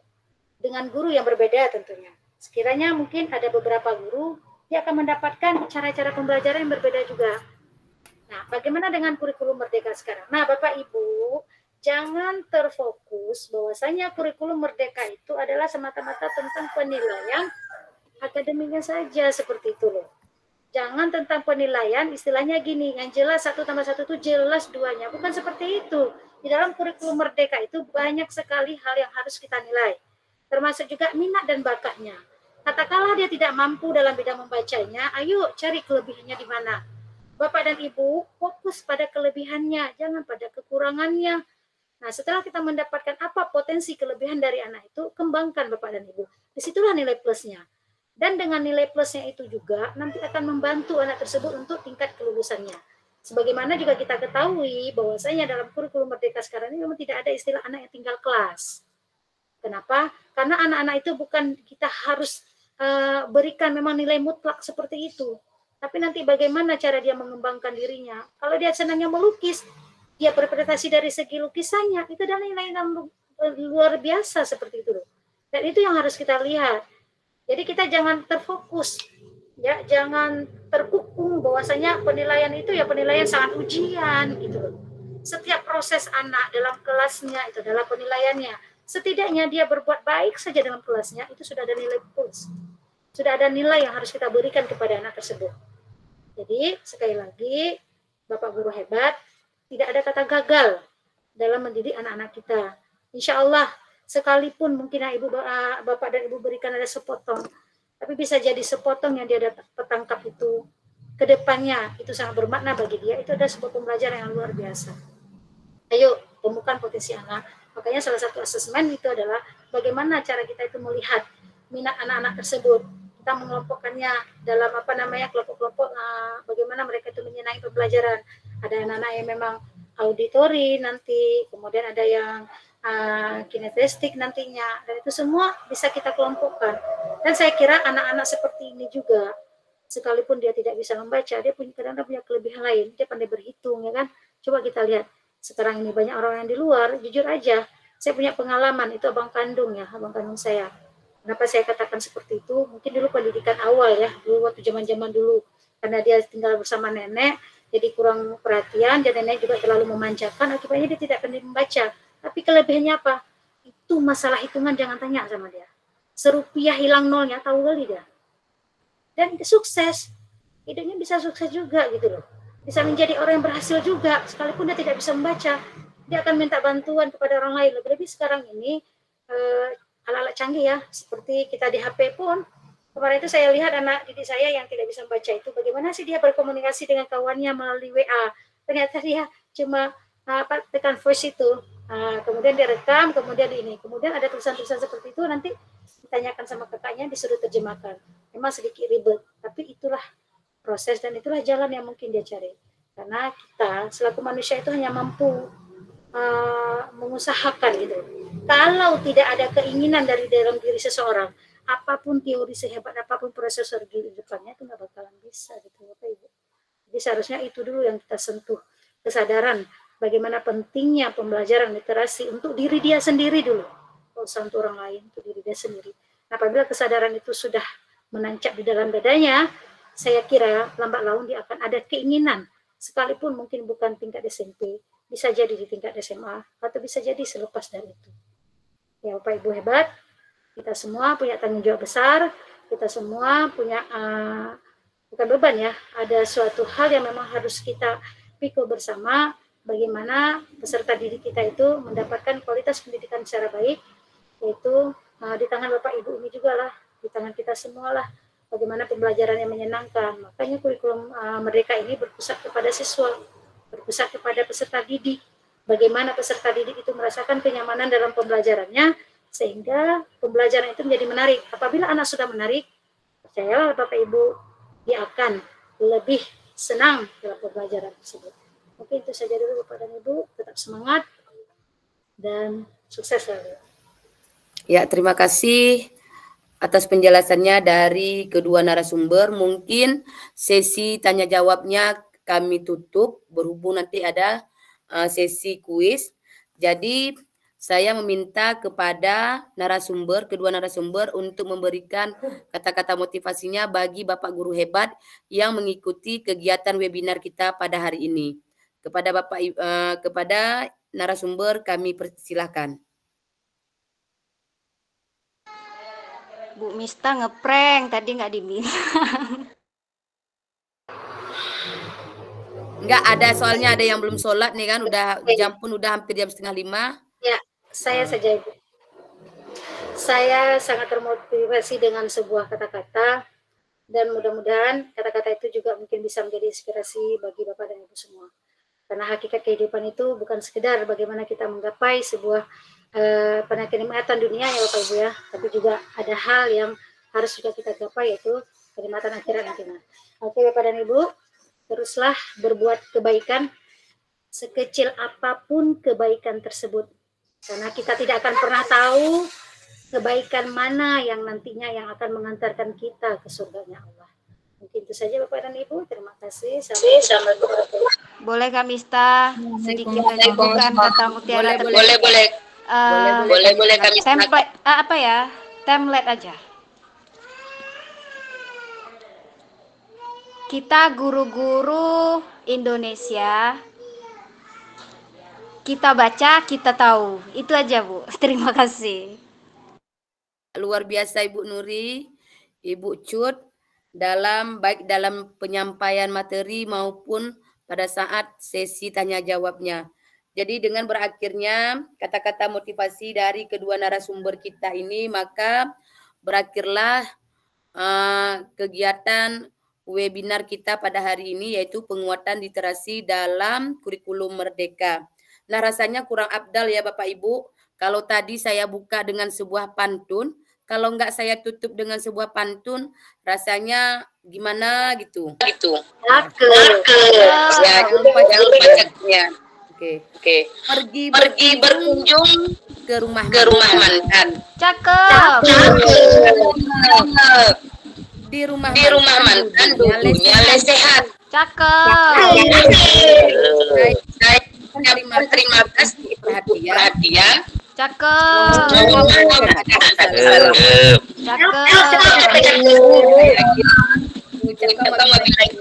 Wassalamualaikum warahmatullahi wabarakatuh. Kami warahmatullahi wabarakatuh. Ida Erdiana. Kami silakan. Baik, terima kasih Bu Mista. Masya Allah, tabarakallah, luar biasa sekali ya ibu-ibu guru hebat pada hari ini. Moderatornya juga para narasumbernya luar biasa, sangat menginspirasi. Baik Bapak Ibu, untuk sesi terakhir ya, silakan Bapak Ibu membuka link yang sudah dikirimkan ke chat itu yang di Kahoot. Silakan Bapak Ibu mengerjakan kuisnya. Ya, silakan Bapak Ibu ya mengerjakan kuis yang sudah di-sharekan linknya di grup chat.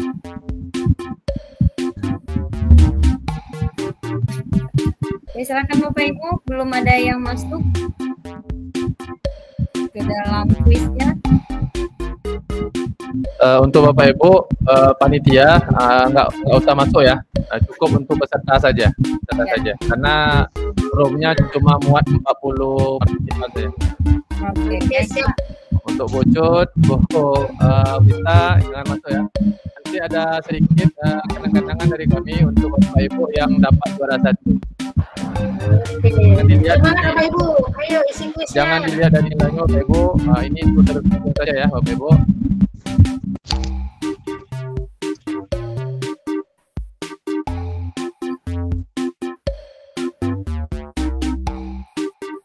Silakan dimasukkan PIN-nya Bapak Ibu. Buat namanya nama asli ya. Nanti kami nggak tahu itu apakah orangnya ada atau asli apa tidak. Ini terutama yang kalau Itu seandainya baru nanti, satu orang yang bergabung. Silakan Bapak Ibu. kalau seandainya nanti penuh, nanti otomatis Bapak Ibu atau kawan-kawan dari komunitas guru penggerak tolong undur diri dulu. Kita kasih kesempatan untuk teman-teman yang peserta dari di luar lingkungan KGP. Mana ini? Langsung diklik Bu yang dikirim. Buat nama aslinya ya Bapak Ibu. JR ini siapa? Mohon maaf nanti nggak tahu kami namanya. Saya keluarkan dulu ya. JR. Oke, yang dikeluarkan silakan ketik ulang lagi Bapak Ibu. Nama asli Bapak Ibu. Nanti yang tidak buat nama asli nanti hadiahnya tidak akan kami kirim.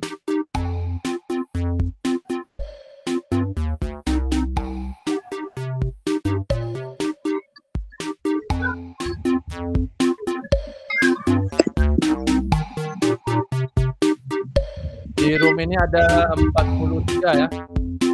Jadi kita tunggu dulu, sekitar 40 orang. No.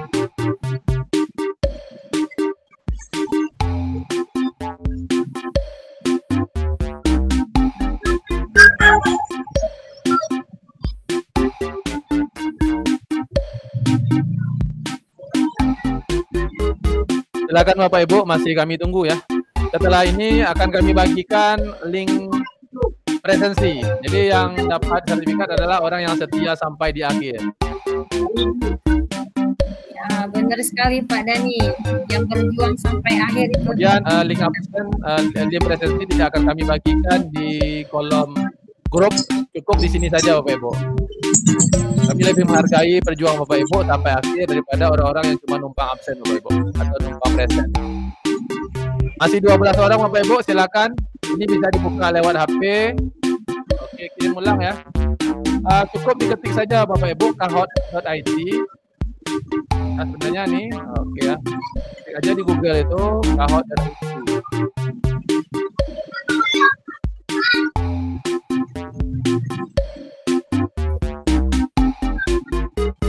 Oke, 13 orang. Masih ada lagi yang kita tunggu? Ayo Bapak Ibu.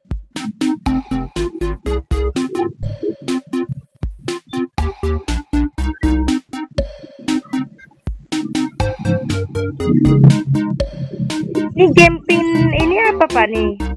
Game pin tuh ini Bu, 7681899 yang ada di layar atau monitor. 7681899 ada di layar Ibu. Yang belum main buka pakai HP Pak. Ya, nggak apa-apa. Nanti soalnya lihat juga di ya.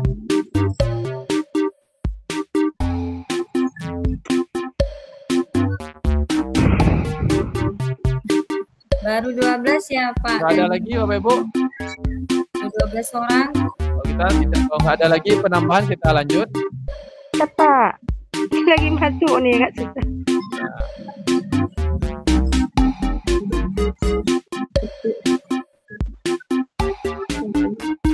Kalau menunggu peserta lain boleh sholat asar dulu Pak. Ini cuma sebentar Pak, paling juga. Setelah ini kita langsung tutup Pak. Oke, sampai 15 orang tutup pada nih. Dua lagi.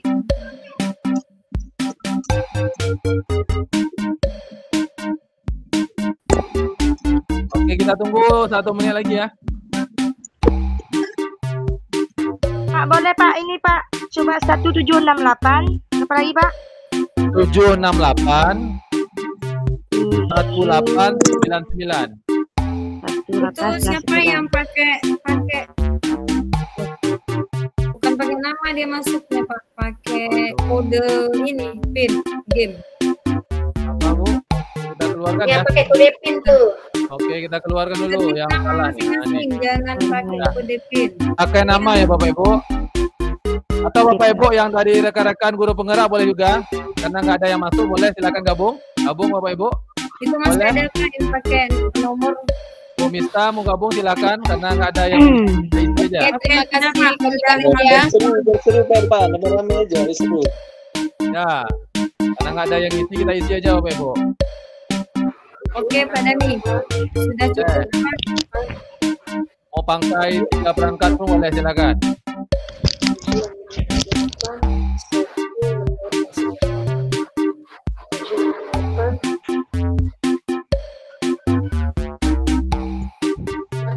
Di sini di room ada 46, yang masuk baru 16. Artinya ada sekitar 30 orang lagi yang tidak aktif. Ternyata cuma online saja tidak orangnya. Itu masih masuk pakai kode PIN. Oke, kita tunggu ya. 17. Bu Nuri juga, pemateri juga masuk nih, bahaya nih. Ini yang jadi pemenangnya nih. Tapi soal tidak dibuat oleh pemateri Bapak Ibu. Ini kenapa keluar Pak nih? 7. DP-nya 7681899. Pak Dani itu masih ada yang pakai ini, pakai kode PIN tuh. Oke, kita keluar lagi. Ini oke, dah. Bapak Ibu masukkan PIN dulu, baru nama Bapak Ibu. Name itu nama, PIN ya ditulis sama PIN. Jangan terbalik.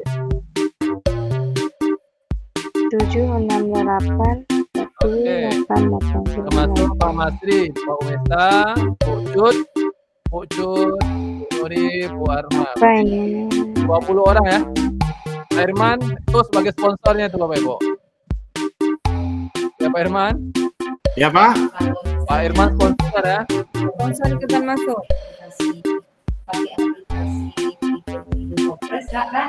Kualitasnya dia tetap seperti yang aslinya. Mumpung sertifikasi mau cair, nanti sponsor banyak. Pak Dani, saya belum bisa masuk. Siapa yang belum bisa masuk? Yo, Bapak Ibu. Kalau nggak bisa pakai laptop, pakai HP juga boleh. 2 perangkat juga boleh. Nggak bisa masuk ini Pak. Oke, kalau nggak bisa masuk nggak apa-apa Bu. Nggak dipaksa Bu. Diamati saja. Kalau nggak bisa masuk di luar aja Bu. Halo, kami nggak bisa masuk juga. Ya, ketik PIN dulu Pak. Ketik PIN dulu.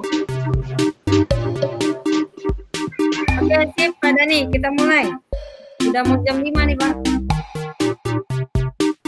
Asar Pak.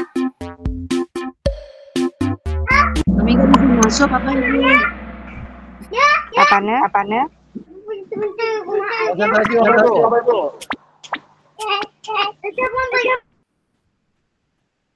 Literasi tidak hanya baca tulis, benar apa salah?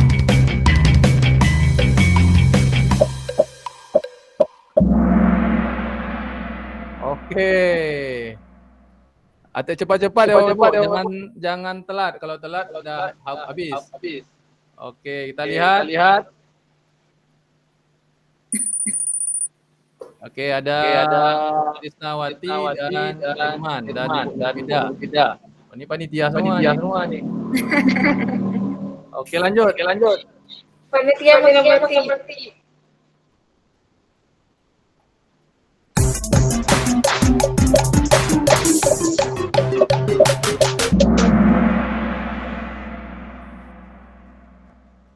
Oke. Kita lihat kelasnya. Ya, cepat ya Bapak Ibu, jangan sampai lengah.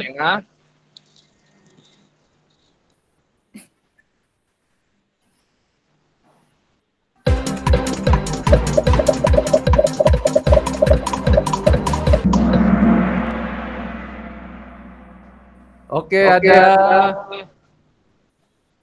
5 orang yang betul. Lebihnya dekat. Oke, kita lanjut. Ibu Nur Fida. Ini nanti kalau punya adalah tadi saja ya. Lanjut. Pertanyaan tidak muncul Pak Irfan. Pertanyaannya Irfan, di bisa monitor. dibacakan pertanyaannya. Karena Anak pakai yang hati. lancar membaca pasti dapat memahami bacaan. Benar apa salah? Oke. Ada 6 orang yang betul. Oke, masih Bu Nurfida. Kita lanjut. Cepat Bapak Ibu. Anak yang lancar membaca pasti dapat memahami isi bacaan. Benar apa salah? Benar biru, salah merah. Oke, 14 orang menjawab benar. Oke, langsung connect ya. Hitungan detik. Masih bertahan pada posisi yang sama. Kita next. Saya jadi sungkan nih, Pak. Benar apa salah? Kegiatan pembelajaran membaca harus dilakukan dalam mata pelajaran bahasa Indonesia saja.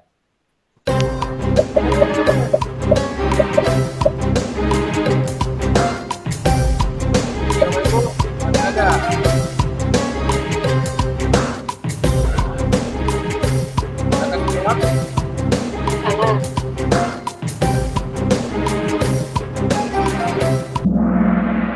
Oke, 18 orang. Ada 4 orang yang salah.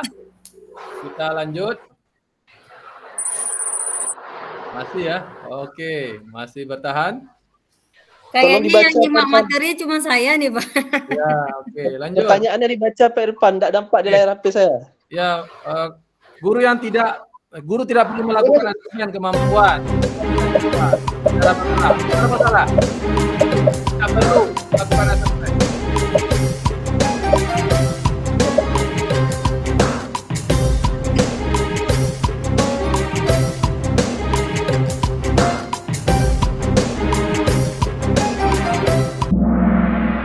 Oke, hanya 3 orang yang salah, mayoritas benar. Udah mulai connect ya Bapak Ibu. Oke, ya. Berikutnya masih ada soal sedikit lagi Bapak Ibu. Benar apa salah? Guru tidak perlu memodelkan kegiatan membaca karena peserta didik yang diharapkan lebih aktif.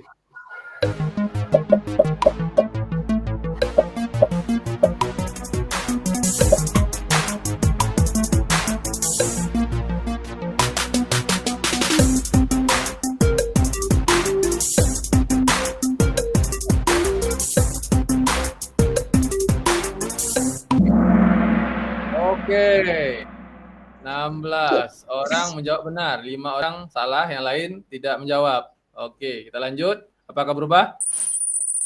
Oke, ada perubahan bagian bawah. Kita lanjut ke soal berikutnya. Pembelajaran membaca dapat dilakukan dengan melatih peserta didik untuk menggabungkan bunyi huruf. Benar apa salah?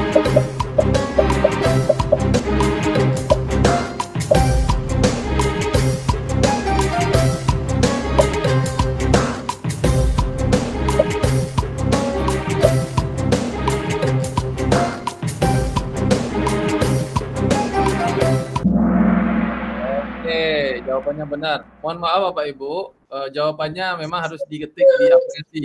Tidak bisa di kolom chat karena tidak akan masuk ke sistem. Oke, lanjut kita Bapak Ibu ke soal berikutnya. Oke ya, masih bertahan ini. Tidak ada perubahan di atas. Kita lanjut ke soal nomor 10. Komponen soal AKM, literasi dan numerasi terdiri kecuali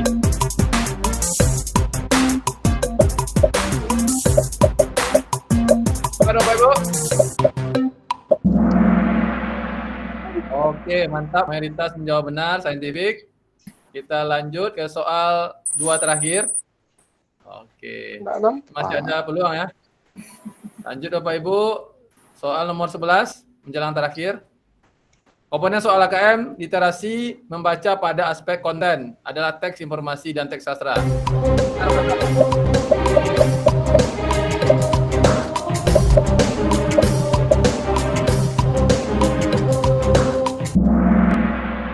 Oke, alhamdulillah semua mayoritas menjawab benar.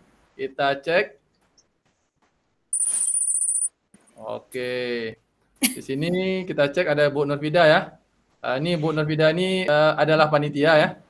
Kemudian Bu Nanda. Jadi panitia ini kita blacklist ya. Oke, seandainya juara tuh. Curang nih. Udah bocor soal kayaknya. Ya, yang dapat nanti juara Enggak, 2 Pak ya. Irman. Saya tuh dari A Oke. sampai Z. Soal terakhir. Nah, soal terakhir pemenang cuma 1 orang Bapak Ibu. Kita lanjut. Konsentrasi. Pertanyaannya.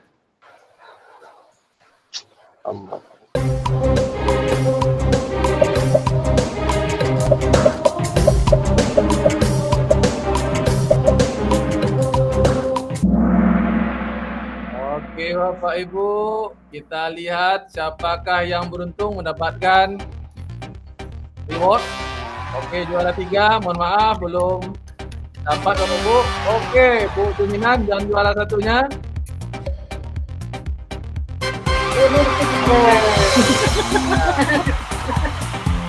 Oke, otomatis Bapak Ibu, ya. Nanti Ibu Bapak mohon maaf. Kayaknya yang denger orang yang ngomong saya sendiri Pak sama Bu Mista. Mohon maaf Bapak apa Ibu Juminan? Ibu ya? Halo, adakah di sana di sini orangnya?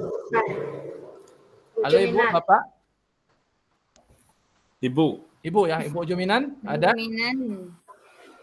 Ibu silakan nanti di WA saja ya untuk dikasih ada sedikit kenang-kenangan dari komunitas. Oke, baik Bapak Ibu, untuk kuis saya kembalikan ke moderator, ke host. Silakan Ibu Nufidah. Baik, terima kasih. Seru sekali ya Pak Dani ya, Bapak Ibu ya, seru sekali, Masya Allah. Ternyata gampang sekali kalau kita mau menyimak ya, insya Allah bisa ngejawab. Saya tadi sengaja nyalahin biar kalah, nggak kalah juga sih Pak. Betul. Oke, baik Bapak Ibu, kita sudah berada di akhir acara ya. Sebelum saya tutup, saya minta izin untuk semua Bapak Ibu membuka kamera biar kita bisa foto bareng. Izin Bapak Ibu buka kamera semua biar kita bisa foto bareng. Silakan Bapak Ibu, kita buka kamera, on cam. Oke.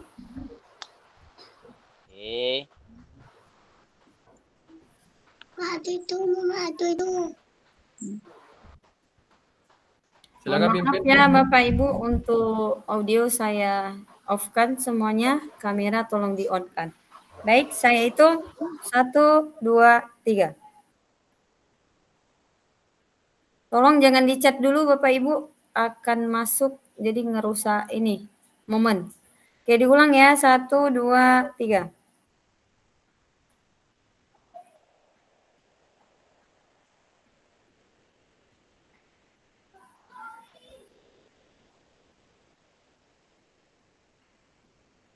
Oke, gayanya Bu. Oke, ganti gaya. Mau pakai gaya apa Pak Dani? Gayanya apa? Terserah. Gaya pegang kepala aja lah, pusing. Pusing ya, ngantuk Pak ya. Oke, gaya ngantuk ya. Oke, ngantuk.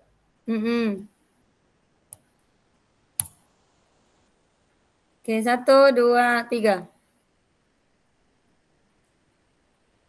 Oke, silakan Bobo Bapak Ibu.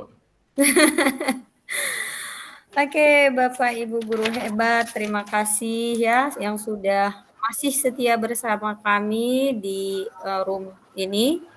Terima kasih juga atas partisipasinya. Ya, terima kasih sudah menyertai kami dari awal sampai akhir. Di sini saya akan mengambil sebuah closing statement ya, bahwa setiap anak itu mempunyai potensi masing-masing. Tugas kita sebagai pendidik adalah menuntun murid untuk menemukan dan memaksimalkan potensinya agar murid kita bisa menemukan jati dirinya dan mereka bisa bahagia. Baik Bapak Ibu, tadi saya buka dengan pantun dan saya akan tutup juga dengan sebuah pantun kalau kata Bu Miftah ya, kok nggak Afdol. Baik, sungguh tinggi buah mangga. Cakep. Ambil yang matang dengan galah. Terima kasih atas kehadiran semuanya. Mari kita bersyukur dengan mengucapkan alhamdulillah. Alhamdulillahirobbilalamin. Baik Bapak Ibu, supaya kegiatan kita pada hari ini diberkahi oleh Allah. Tadi kita buka dengan berdoa, maka kita tutup juga dengan membacakan doa kafaratul majelis. Subhanaka wa bihamdika Subhanakallah asyhadu an la ilaha illa anta astaghfiruka wa atubu ilaik. Lebih dan Terima kasih, kurang saya mohon maaf ya. Kalau ada salah kata, salah sikap, saya mohon maaf. Kepada Allah saya mohon ampun. Wabillahi taufiq wal hidayah. Assalamualaikum warahmatullahi wabarakatuh. Waalaikumsalam warahmatullahi wabarakatuh. Terima kasih Kak Nurfida. Sama-sama. Saya izin live ya. Udah hujan. Assalamualaikum. Terima kasih Pak Irfan. Bapak Ibu, presensinya jangan lupa ya, presensi jangan lupa. See you next time bulan depan Pak Irfan ya. Bapak Ibu, presensinya jangan lupa ya. Presensi tolong diisi. Oh iya. Bikin dana untuk iman kali ho kak. Rupanya dia mau telepon kakak juga tadi. Mana ada presensinya? Ya Allah kak, rupanya kak masih di situ. Alah nih, kayak mana kakaknya di belakang. Jadi dulu ya Pak Irfan, mau sholat dulu. Tapi komplit dulu, ngapain pula sampai segitu. Oh, dibedakan di Pak Irfan izin ya.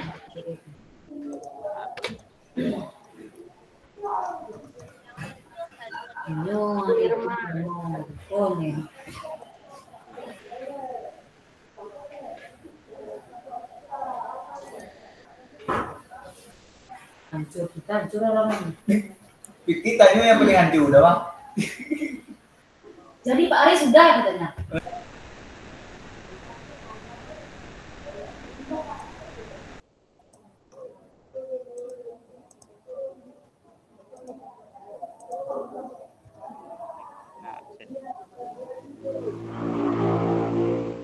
Pak Irfan, pemateri siap-siap juga.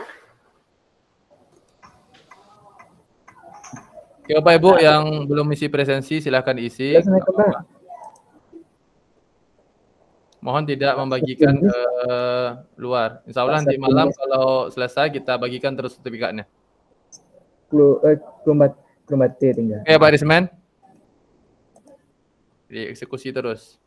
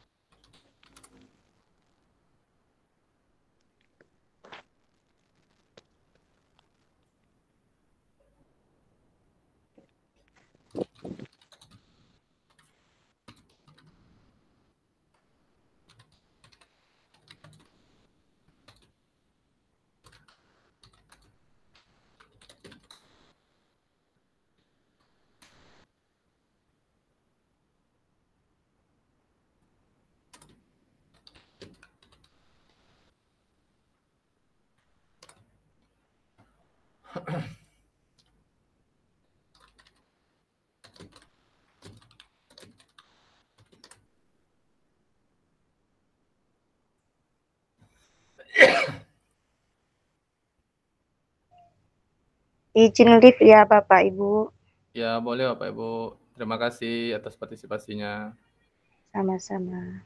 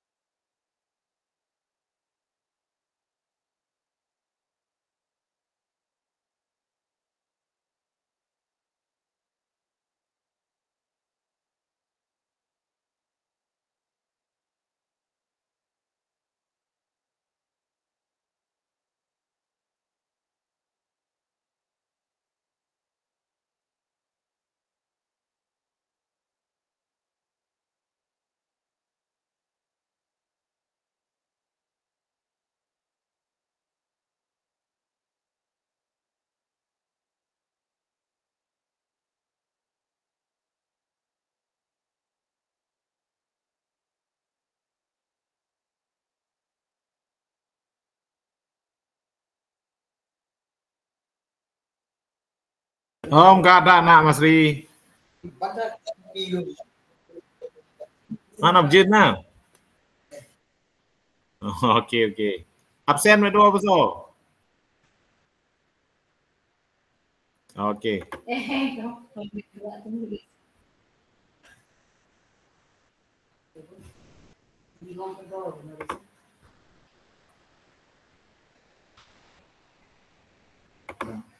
Kak kirim nonton deh.